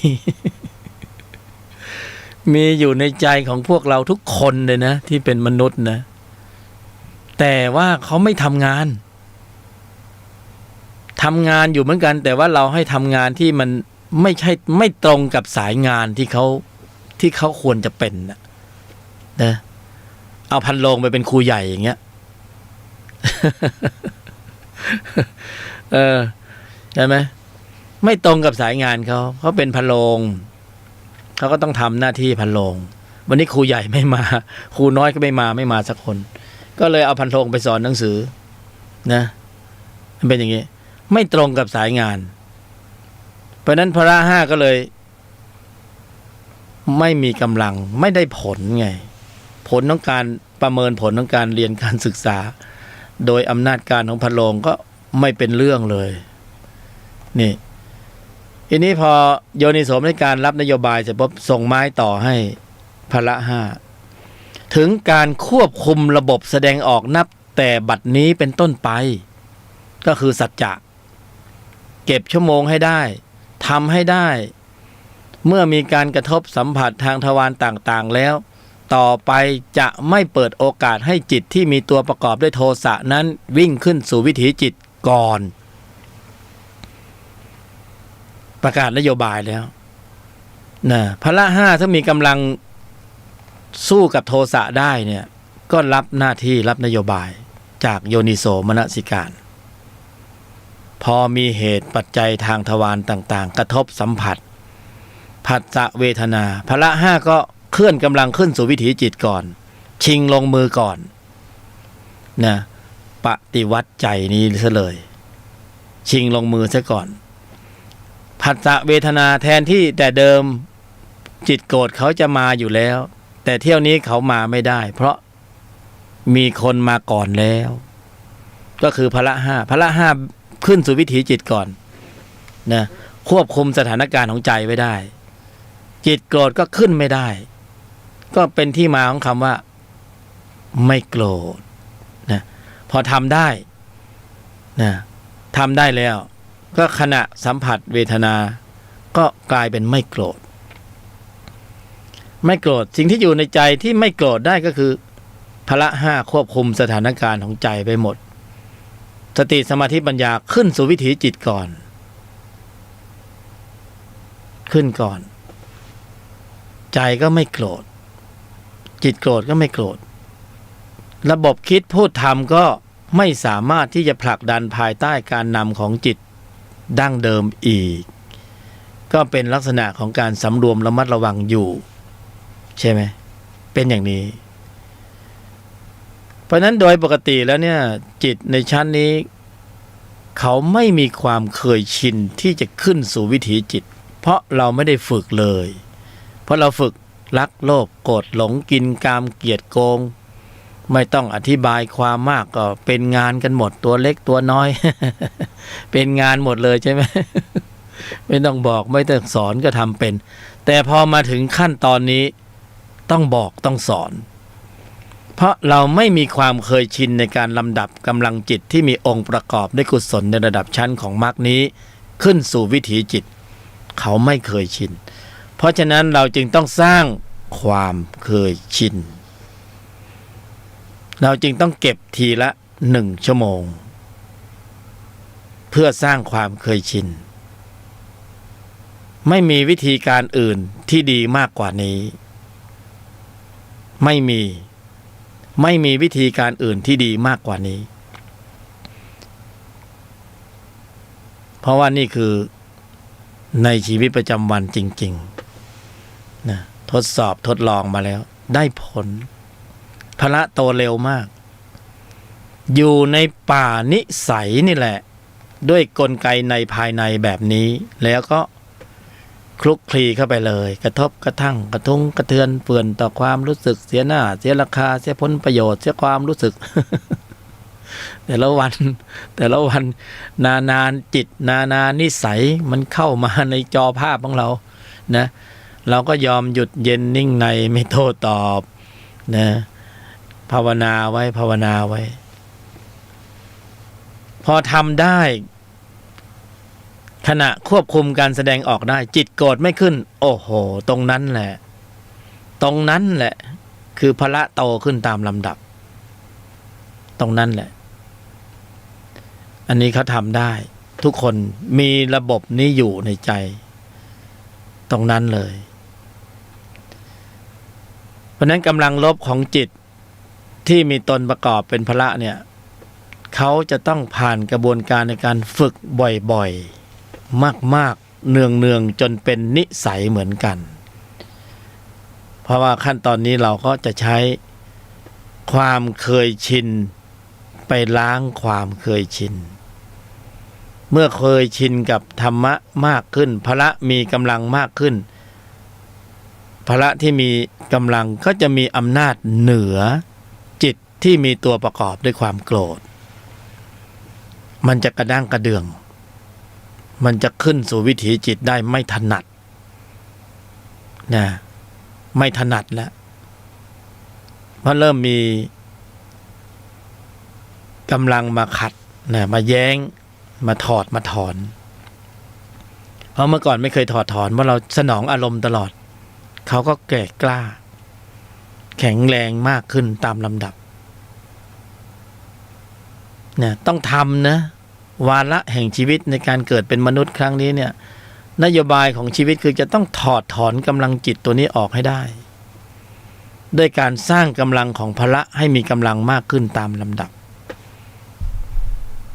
นะพละที่เราสร้างนี้คือแสงสว่างเริ่มแสงสว่างมากขึ้นตามลำดับจิตที่มีตัวประกอบด้วยความโกรธก็คือความมืดเราสร้างเหตุสร้างปัจจัยของแสงสว่างให้ปรากฏเราไม่ต้องไปสนใจว่าความมืดมันจะอยู่อย่างไรขอให้สร้างเหตุปัจจัยของแสงสว่างให้ปรากฏเมื่อแสงสว่างปรากฏเราก็ไม่ต้องไปสั่งให้แสงสว่างไปทำลายความมืดหรอกนะความเป็นไปเองของเขามีอยู่ในตนอยู่แล้วเราไม่ต้องสร้างเหตุสร้างปัจจัยของการมุ่งที่จะไปขับไล่จิตที่มีตัวประกอบด้วยโทสะเพราะกำลังจิตที่มีองค์ประกอบด้วยพละเขามีคำตอบอยู่ในใจอยู่แล้วอยู่ในตนอยู่แล้วว่าเป็นอย่างไรนะมีอำนาจการเหนืออยู่แล้วท ทีนี้จิตในฝ่ายของวัตตะเนี่ยชั้นตัวจิตที่ประกอบด้วยโทสะมันขึ้นสู่วิถีจิตไม่ได้แล้วนะส่งผลเลยกระเทือนทั้งระบบกระเทือนทั้งระบบ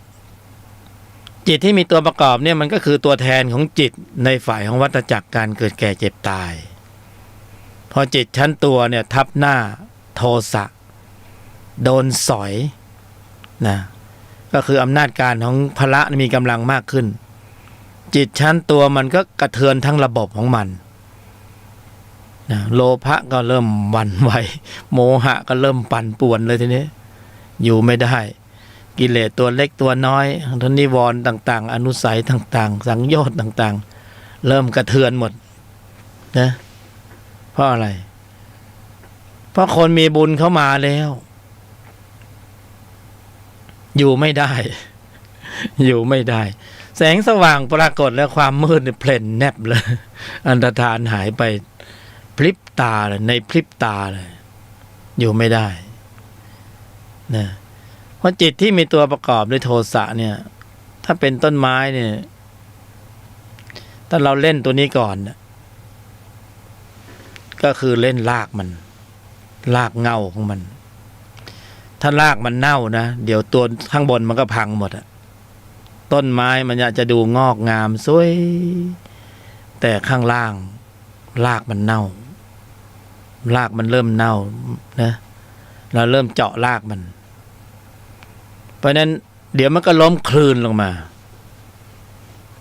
พละห้านี่เขาทำงานเนี่ยได้แล้วได้เลยเขาจะประทับอยู่ในใจของเราตลอดกาลเป็นนิจจังนะอยู่แล้วอยู่เลยได้แล้วได้เลยแต่ฌานนี่เรายังอยู่ในใจแล้วก็ยังแวบหายแวบหายใช่ไหม เราเล่นสมถะแวบหายวันไหนอารมณ์ดีก็เข้าฌานได้วันไหนโดน กระทบมาหมาดๆนะเข้าฌานไม่ได้แวบหายแวบหายมันไม่เที่ยงแต่จิตที่มีองค์ประกอบด้วยกุศลในระดับชั้นของมรรคเนี่ยได้แล้วได้เลยอยู่แล้วอยู่เลยไม่มีหายได้แล้วได้เลยเนี่ยแล้วเขาก็นานวันในความเคยชินเนี่ยเขาเป็นอัตโนมัติธรรมเป็นเกียร์ออโต้ได้แล้วได้เลยพอกระทบสัมผัสปุ๊บเขาจะขับเคลื่อนกำลังขึ้นมาทันทีเนี่ยไม่มีตัวประกอบด้วยอัตตาเพราะว่าอัตตาจะเริ่มลดลงตามลำดับนะลดลงเริ่มมีสักกายทิฏฐิน้อยลงหมายถึงพละต้องโตขึ้นเรื่อยๆนะถ้าพละโตขึ้นเรื่อยๆอัตตาก็มานะทิฏฐิต่างๆก็เริ่มลดลงความลังเลสงสัยในพระพุทธพระธรรมพระสงฆ์ไม่ต้องพูดถึงหายแวบหมด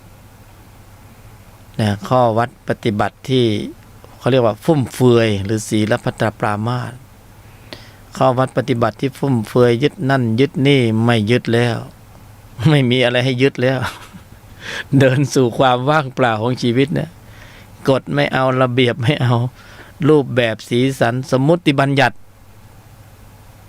นะด้อยลงไปตามลำดับแต่ทั้งนี้ทั้งนั้นต้องให้พละในภายในเขาโตขึ้นตามลำดับเนี่ยศรัทธาความเพียรสติสมาธิปัญญาที่เราฝึกทั้งวันนี้ก็ต้องการให้พละโตเราฝึกพละกันปัญหามันอยู่ตรงที่ว่าเราฝึกพละระดับไหนนะเราฝึกพละระดับไหนนะถ้าระดับพละระดับสมถะก็ได้ในระดับนั้นนะถ้าพละที่ฝึกในระดับของมรรคก็มีอำนาจการเหนือกว่า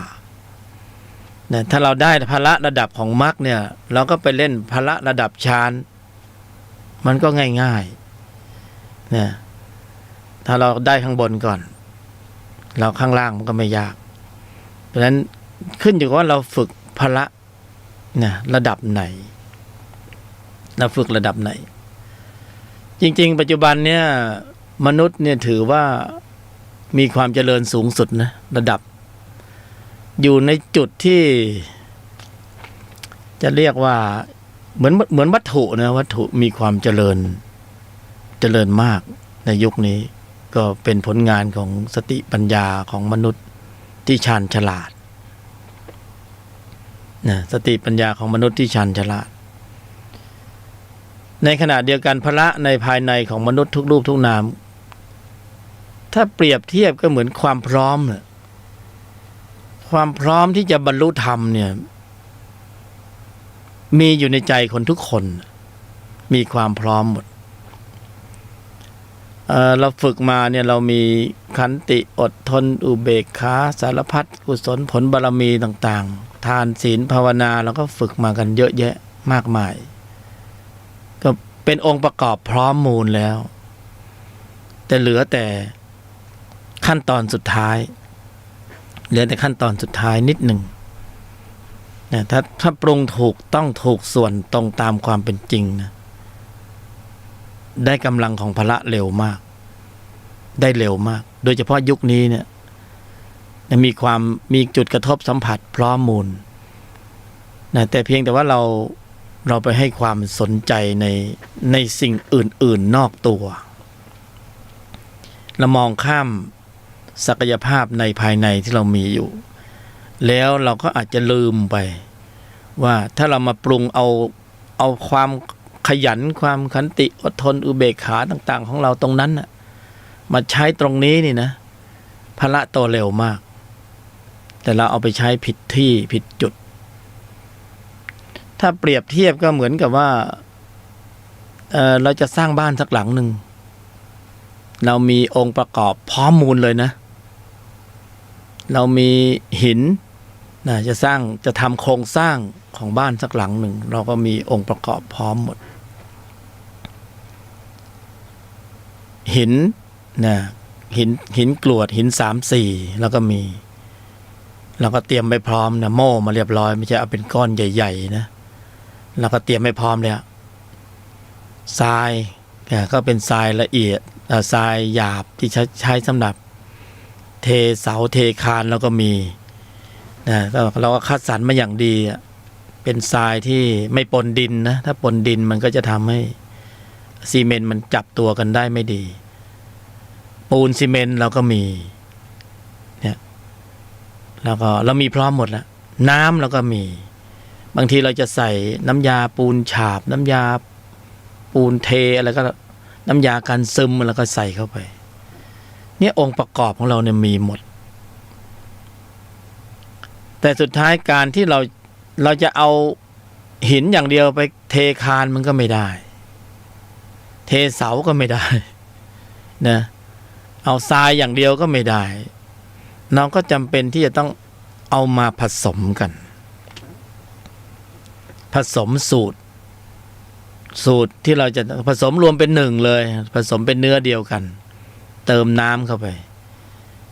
เนี่ยผสมเราก็เห็นว่ามันดีแล้วล่ะผสมได้ถึงมาตรฐานของเขาแล้วเราก็เอาไปเทคานนะคานก็แข็งแรงเทเสาหรือจะเทพื้นเราก็จะมีสูตรของมันเราเอาหินไปอย่างเดียวก็ไม่ได้นะเอาทรายไปอย่างเดียวก็ไม่ได้ต้องเอามาผสมรวมกันเป็นหนึ่งนะแล้วถึงจะทำการงานได้ดีผู้บรรยายเปรียบเทียบหมายถึงว่าพละ5เนี่ยของเราเนี่ยฝึกกันมามากต่อมากเลยนะจิตที่มีองค์ประกอบสำคัญในการประชุมรวมพร้อมกันในองค์มรรคเนี่ยเรามีพร้อมหมดแล้วในยุคนี้นะทุกคนนะมนุษย์นะมีพร้อมหมดเพียงแต่ว่า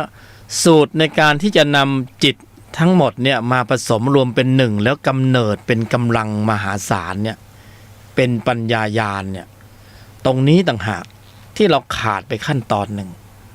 อีกนิดเดียวแค่นั้นเองถ้าผสมถูกส่วนนะโอ้แค่นั้นเองนะสมถะแล้วก็ฝึกมากันโอ้โหกี่ภพกี่ชาติฝึกมามากต่อมากแล้วเล่นฌานเล่นฤทธิ์ต่างๆนะวสีชำนิชำนาญนั่งซะจนตัวแข็งโอ้โหเจ็บแข้งปวดขาแล้ว ทำความรู้สึกข้ามมันไปเลย จนหายปวดหายเจ็บหายชาไปเลยนะจนนิ่งไปเลยเหมือนร่างกายเราไม่มีตัวแล้วมีแต่จิตดวงเดียวกายเราหายไปไหนก็ไม่รู้เราฝึกขนาดหนักเลยนะแต่ว่าเราไม่ได้เอาองค์ประกอบสำคัญเหล่านั้นน่ะขาดไปช็อตหนึ่งคือจะต้องเอาองค์ธรรมกุศลจิตที่เราฝึกได้เหล่านั้นเนี่ยมาผสมรวมเป็นหนึ่งเหมือนปูนซีเมนต์เห็นไหมเหมือนปูนซีเมนต์เรานึกถึงอัลเบิร์ตไอน์สไตน์เนี่ยเขารู้นะว่าพระพุทธศาสนาเนี่ยที่สุดของที่สุดจริงๆคือความสุดยอดเขาเอาสารอะไรที่เขาเนี่ยมาผสมตามความเป็นนักวิทยาศาสตร์ของเขานะเขาก็กลั่นออกมาแล้วก็เป็นสารสำคัญแล้วเอาสารเหล่านั้นน่ะมาเป็นส่วนประกอบสำคัญในองค์ประกอบในการผสมแล้วกำเนิดเป็นพลังงานมหาศาลคือปรมาณูไอน์สไตน์เขารู้เพราะเขาเป็นนักวิทยาศาสตร์เขารู้ว่ามันต้องมีส่วนผสมที่สำคัญสัก2-3อย่างนั่นแหละที่เขาค้นพบได้ใช่ไหมกว่าเขาจะมาถึงตรงนี้เขาก็ค้นคว้ามาน่าดูเหมือนกันไม่ง่ายใช่ไหมแล้วเขาก็รู้ได้ว่าพระบรมศาสดาองค์สมเด็จสัมมาสัมพุทธเจ้าไปไกลเกินกว่าที่เขาทำได้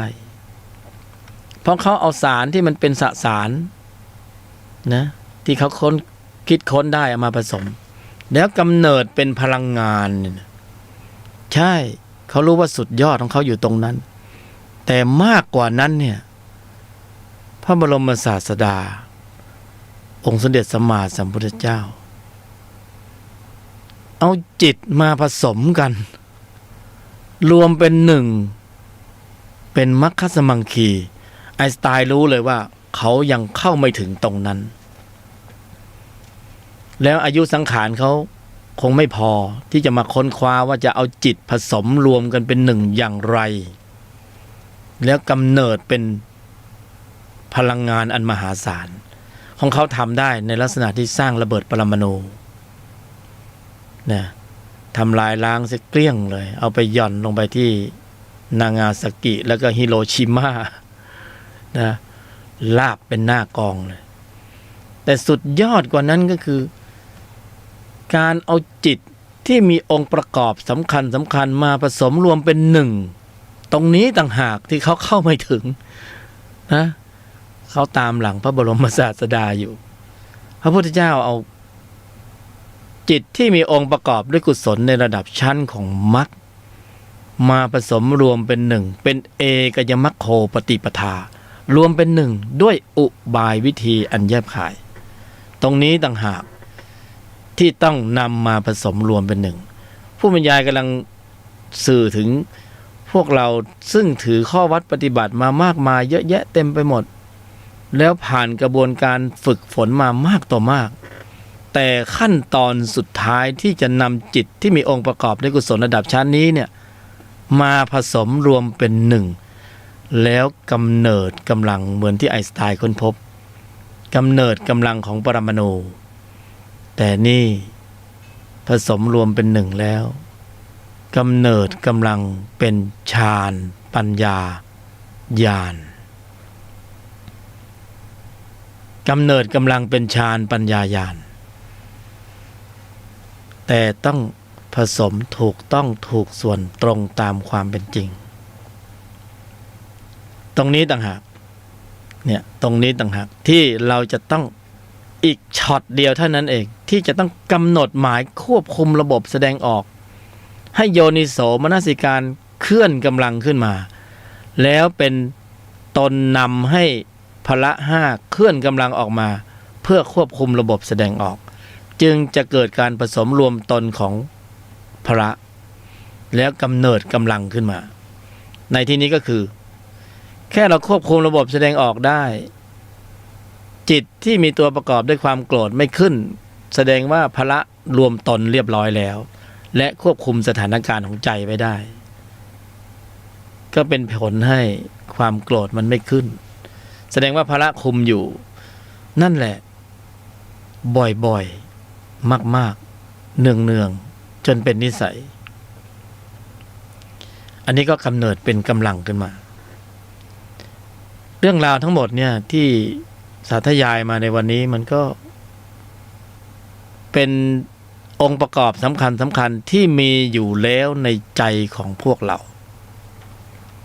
องค์ธรรมกุศลจิตที่สำคัญพร้อมที่จะนำมาผสมรวมเป็นหนึ่งนั้นมีอยู่แล้วในใจของพวกเรานะแต่พวกเราก็อย่างว่านะพวกเราคุ้นเคยในวัฒนธรรมในการปฏิบัติในดั้งเดิมกี่ภพกี่ชาติเวียนตายเวียนเกิดนะในช่วงยุคสมัยที่ว่างเว้นจากการตรัสรู้ของพระพุทธเจ้ามนุษย์เคยชินมากในเรื่องการฝึกฌานเพราะนั้นก็จะฝึกอยู่ในระดับฌานเพราะความเคยชินในจิตเดิมก็จะมีพอนึกถึงการปฏิบัติธรรมก็จะนั่งหลับตาเป็นหลักนะพอนั่งหลับตามากขึ้นธุระมากๆก็บอกไม่มีเวลาไปนั่งหลับตานะแต่ถ้าเป็นการผสมรวมตนของมรรคมีองค์8การเวลาจะหายไปนะคำว่าไม่มีเวลาไม่มีแต่กลายเป็นเวลาไม่มีนะไม่มีเวลาที่เราพูดไม่ได้พูดเลยนะเวลาไม่มีเพราะพอปรุงได้เนี่ยทุกอย่างมันว่างเปล่าไม่มีการเวลาที่เป็นสมมติบัญญัติอันนี้ก็เป็นเรื่องที่คนที่เกิดเป็นมนุษย์ในครั้งนี้เนี่ยจะปล่อยโอกาสนี้ผ่านไปไม่ได้เลยเพราะว่านี่คือความสมบูรณ์ถึงพร้อมมากที่สุดที่เรากว่าจะมีกายมนุษย์และกายนี้สามารถนะถึงที่สุดในการปรุงกำลังของจิตที่มีองค์ประกอบในกุศลในระดับชั้นของมรรคแล้วก็องค์ประกอบนะมีพร้อมหมดนะแต่ว่าเราปรุงไม่เป็นนะเราไม่มีอุบายวิธีโดยแยบคายเรากำหนดนะเรากำหนดอยู่แต่ว่ากำหนดนะเจริญภาวนาในอุบายวิธีอื่นๆซึ่งไม่อยู่ในกรอบของการกำหนดหมายเพื่อควบคุมระบบแสดงออกโดยตรงถ้าเรากำหนดหมายเพื่อควบคุมระบบแสดงออกโดยตรงเนี่ยองค์ธรรมกุศลจิตโยนิโสมนสิการเขาก็ทำหน้าที่อยู่แล้วนะโดยธรรมชาติก็เป็นเหตุเป็นปัจจัยให้กุศลจิตในระดับชั้นของมรรคโดยเฉพาะพละนั้นเคลื่อนกำลังขอให้เคลื่อนกำลังแล้วความเป็นไปเองจะเกิดขึ้นเราก็ตอบไม่ได้ว่าผลมันจะปรากฏได้ในช่วงเวลาไหนเนี่ยต้องมาทดสอบดูว่าเวลากระทบสัมผัสแล้วนะจิตตัวเดิมมันมีกำลังขึ้นอยู่อีกหรือเปล่านะมันคงไม่ดับสมุดเฉดทันทีหรอกมันคงขึ้นอยู่แต่ว่าสติอาจจะเท่าทันหลังจากที่ฝ่ายวัฏจักรมันขึ้นแล้วค่อยมาตื่นทีหลังก็ค่อยๆลำดับไปตามลำดับจนกว่าคือภายในเขาจะค้นคว้าเขาเองว่าอ๋อเป็นอย่างนี้ในเหตุปัจจัยไม่ถึงพร้อมหลุดไปแล้วครั้งต่อไปกระทบสัมผัสจะวางจิตวางใจวางนโยบายอย่างไรเพื่อที่จะให้บรรลุเป้าหมายที่ได้ตั้งใจไว้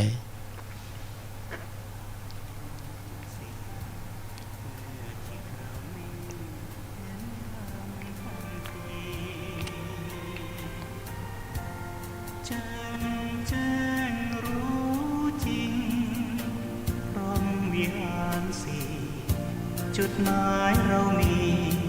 อยู่ที่นิพพานทุรธรรมนำพ้นล้นด้วยปัญญายกธรรมเมตตานำพาสื่อสารสัจจะโยนิโสมนสิการ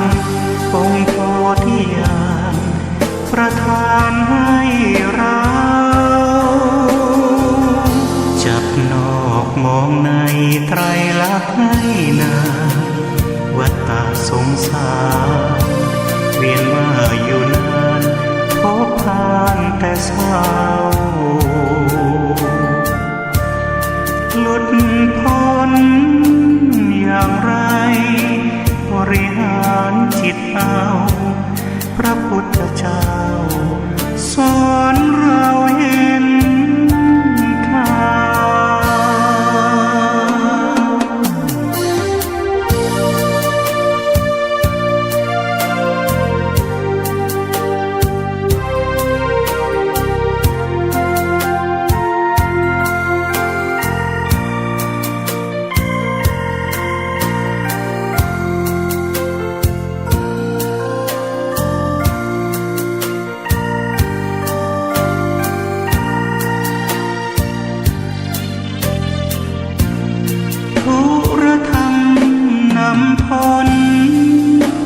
ล้นด้วยปัญญายกธรรมเมตตานำพาสื่อสารสัจจะโยนิโสมนสิการองค์โพธิญาณประทานให้เราจับนอกมองในไตรลักษณ์ให้นาวัฏฏะสงสารเวียนมาอยู่นานพบผ่านแต่เศร้าหลุดพ้นอย่างไรบริหารจิตเอาพระพุทธเจ้าสอนเราโลกสัมผัสนะวัดกายในใจใครถึง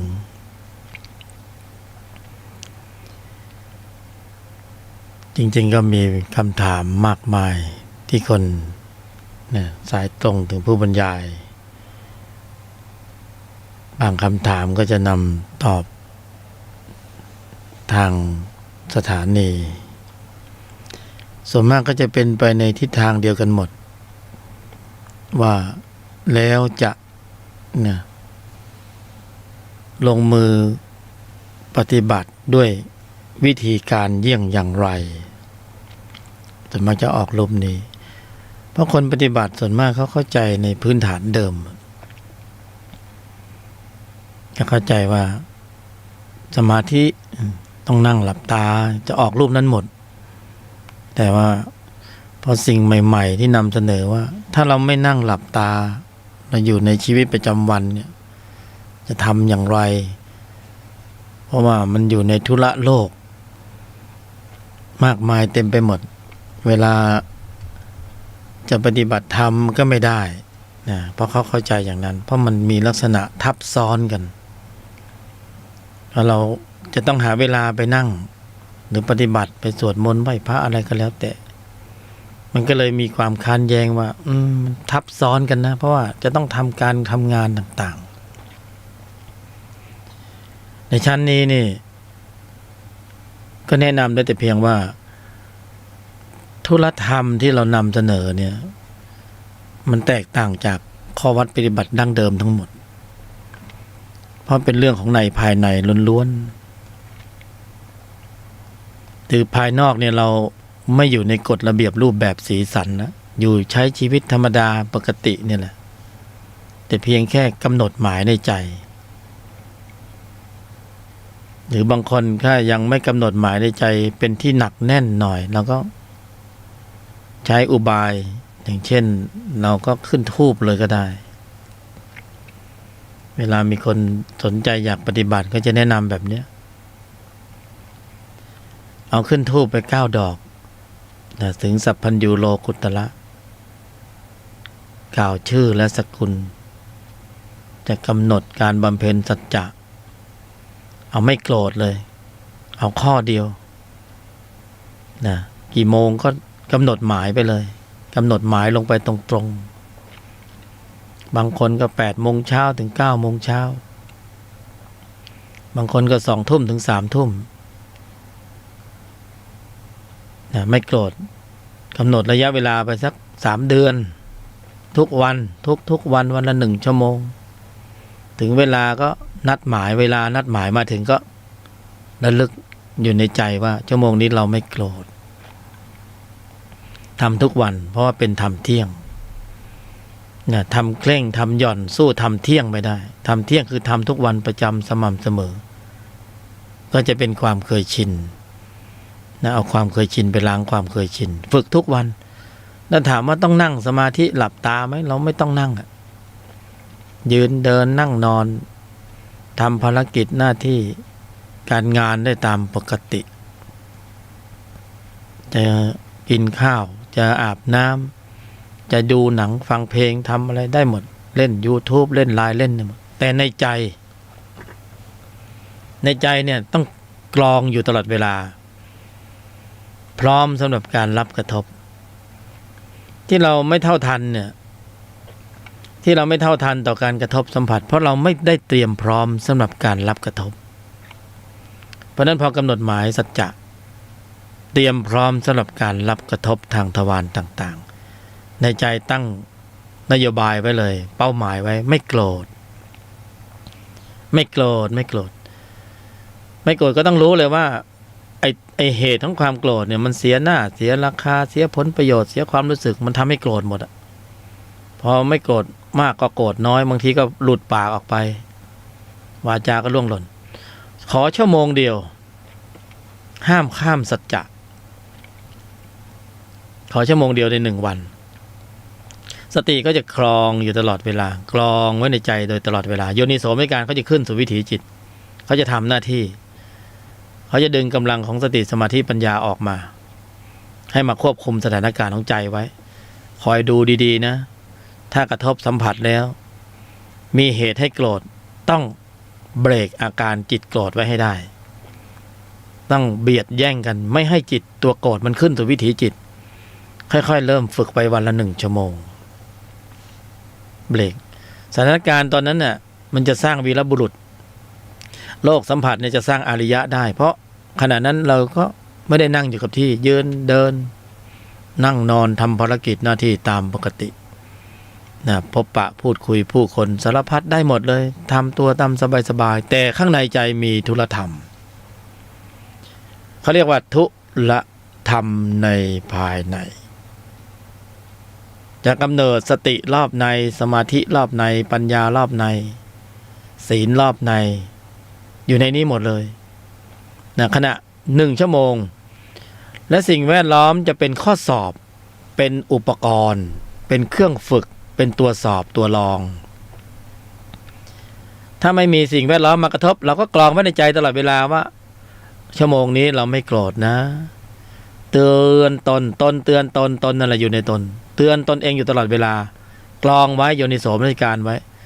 ชั่วโมงนี้เราไม่โกรธนะเสียหน้าเสียราคาเสียผลประโยชน์นะระวังนะหรือไม่ก็ภาวนายอมหยุดเย็นนิ่งในไม่โต้ตอบยอมหยุดเย็นนิ่งในไม่โต้ตอบอย่างไรก็ได้พยายามเพราะเราต้องการนิสัยที่สูงเราต้องแลกจุดกระทบมันมีแน่นอนบางเวลามันก็มาบางเวลามันก็ไม่มาเมื่อเราขายของเราต้องนั่งเฝ้านะบางเวลาลูกค้าก็มาบางเวลาลูกค้าก็ไม่มาเช่นเดียวกันเราต้องนั่งเฝ้าเลยเฝ้าใจเราไว้ไม่โกรธกรองไว้นะถ้ากรองได้ตลอดรอดฝั่งครบ1 ชั่วโมงเราจะรู้สึกเลยว่าความไม่ธรรมดานะมีจริงเราสัมผัสสภาวะเอาเองผู้บรรยายไม่ต้องอธิบายอะไรมากแล้วถ้า10 ชั่วโมงจะเป็นอย่างไร100 ชั่วโมงจะเป็นอย่างไรเราสัมผัสสภาวะเอาเองแล้วกันสัมผัสสภาวะเอาเองขณะวิตกวิจารปีติสุขอยู่ในนั้นหมดฌานปัญญาญาณอยู่ในนั้นหมดมันง่ายๆมันไม่ได้มีอะไรซับซ้อนเราอย่าไปคิดลึกธรรมะไม่ได้คิดลึกเราผิวธรรมดาเส้นผมบางภูเขาถ้าเราทำได้ในชั่วโมงธรรมเหล่านี้เนี่ยธรรมะกำมือเดียวรู้แค่นี้รู้หมดป่าอัตตาลดมานะลดทิฏฐิลดความรุนแรงในอารมณ์ต่างๆเบาลงบางลงสงบระงับนิ่งเนี่ยแบบลืมตานะไม่ใช่หลับตาเขาจะเป็นของเขาไปเอง ได้แล้วได้เลยชั่วโมงธรรมเหล่านี้เที่ยงเขาเรียกว่าสัจจะธรรมเที่ยงธรรมเที่ยงคืออยู่ในใจแล้วอยู่ตลอดกาลไม่มีหายตายจากภพนี้ไปเกิดในภพใหม่ก็ยังอยู่เหมือนเดิมเนี่ยและมีกำลังด้วยมีกำลังดึงดูดสูงด้วยถ้าเรามีอริยจิตเหล่านี้อยู่ในใจเรามากเราเลือกเกิดได้นะตั้งจิตสัจจะอธิษฐานแล้วจะไปเกิดเป็นมนุษย์เพื่อจะมาฝึกมรรคในภูมิไหนภูมิหนึ่งที่มีพระพุทธศาสนามีกำลังสามารถอธิษฐานตั้งจิตนะได้อย่างนั้นตามนั้นเลยเพราะอริยจิตเนี่ยเป็นจิตที่มีเกียรติมีค่าจิตทุกจิตเกรงใจอริยจิตถ้าอริยจิตสั่งร้องขอมาก็ต้องได้ตามนั้นแต่นรกจิตเปรตจิตอสุรกายจิตเนี่ยตัวใครตัวมัน สั่งไม่ตัวใครตัวมันอธิษฐานยังไงก็ไม่ขึ้นเพราะอริยจิตพอดำเนินได้แล้วก็สัมผัสคลื่นสัพพัญญูพอเข้าคลื่นสัพพัญญูองค์ความรู้ต่างๆเขาจะไหลมาเองถ่ายมาเองไม่ต้องไปอ่านตำรามากมาเองโดยอัตโนมัติโดยตรงเข้าคลื่นนะเหมือนโทรศัพท์มือถือ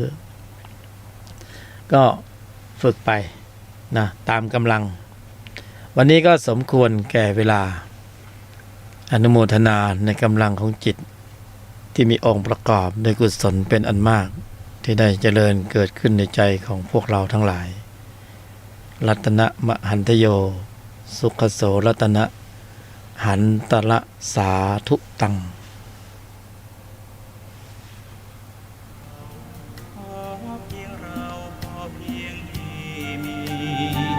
ใหญ่โตแค่ไหนมากเงินทองกองเท่าคีรีถ้าหากใครซึ่งความดีไม่มีความหมายอายคนนินทาอาจเป็นบุญหนุนนำตัวเราได้ฟังธรรมะตั้งแต่เช้าขัดเกลาจิตใจเรื่อยมาหลวงพ่อเจ้าคุณพระเทพคือกูลศรัทธาให้พระมาเทศนาช่วยตอบปัญหาที่ค้างคาใจ และคงโชคดีที่พระให้พรเชิญร่วมธรรมสัญจรได้พักผ่อนแดนธรรมรำไปสร้างบุญกุศลถวายทานกันตามปัจจัยอิ่มบุญเพิ่มทุนเราให้หน้าตาแจ่มใสจิตใจงดงาม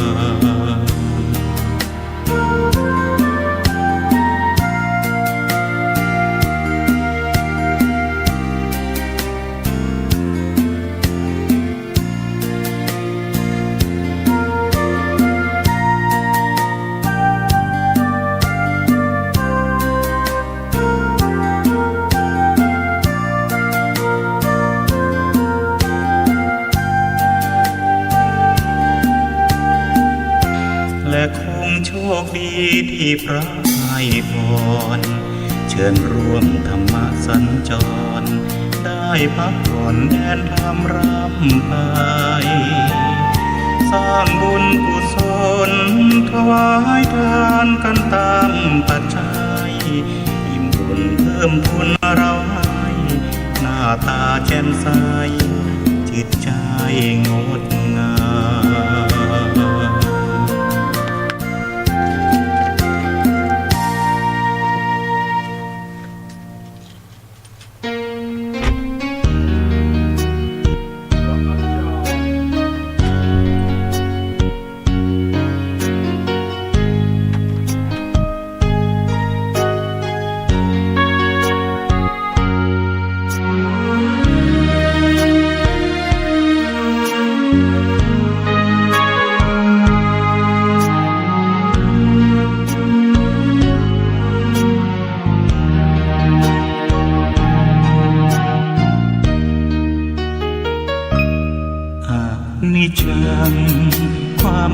เที่ยงแท้แน่นอน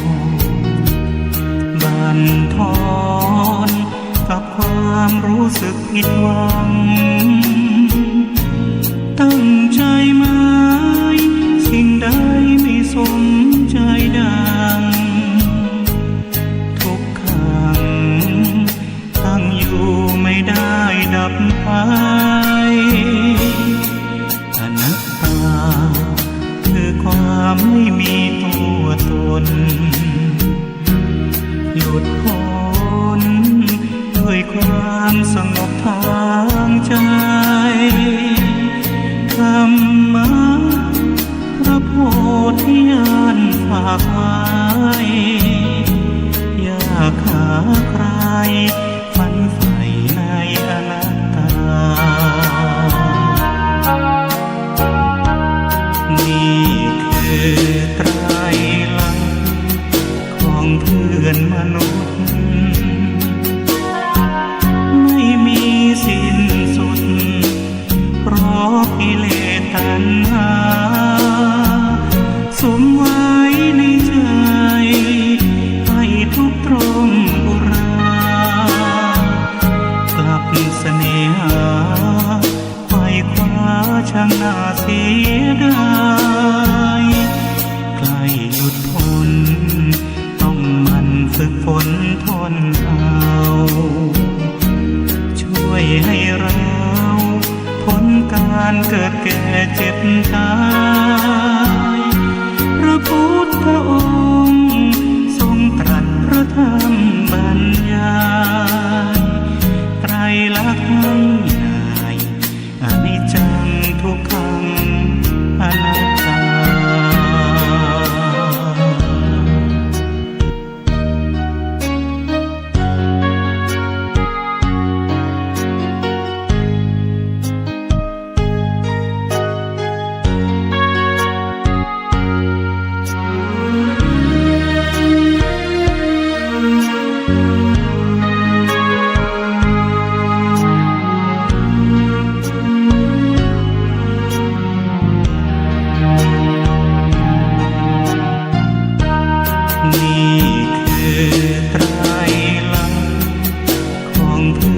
มนุษย์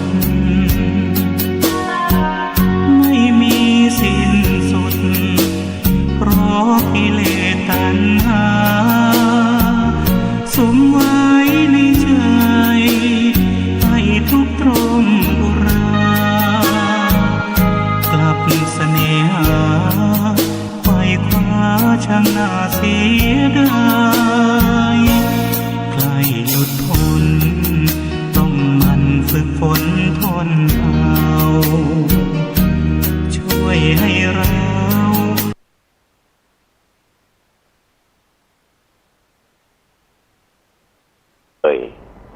เป็นประจำทุกวันทุกเวลาณทางสถานีวิทยุแห่งนี้เอาต่อไปนี้เอามาเอาพุทธรัตนะธรรมรัตนะสังฆรัตนะเตือนไว้คือเก็บไว้ในจิตในใจเพื่อเป็นมังคละเป็นมงคลเน้อว่าด้วยกันเน้อเอาเริ่มได้ณบัดนี้นะโมตัสสะภะคะวะโตอะระหะโตสัมมาสัมพุทธัสสะนะโมตัสสะภะคะวะโตอะระหะโตสัมมาสัมพุทธัสสะนะโมตัสสะภะคะวะโตอะระหะโตสัมมาสัมพุทธัสสะพุทธังสารนังคัจฉามิธัมมังสารนังคัจฉามิสังฆังสารนังคัจฉามิทุติยัมปิพุทธังสารนังคัจฉามิทุติยัมปิธัมมังสารนังคัจฉามิทุติยัมปิสังฆังสารนังคัจฉามิตติยัมปิพุทธังสารนังคัจฉามิตติยัมปิธัมมังสารนังคัจฉามิ ตติยัมปิสังฆังสารนังคัจฉามิจำแล้วเนาะญาติโยมเฮาจุผู้จุคนนั้นสวดกัน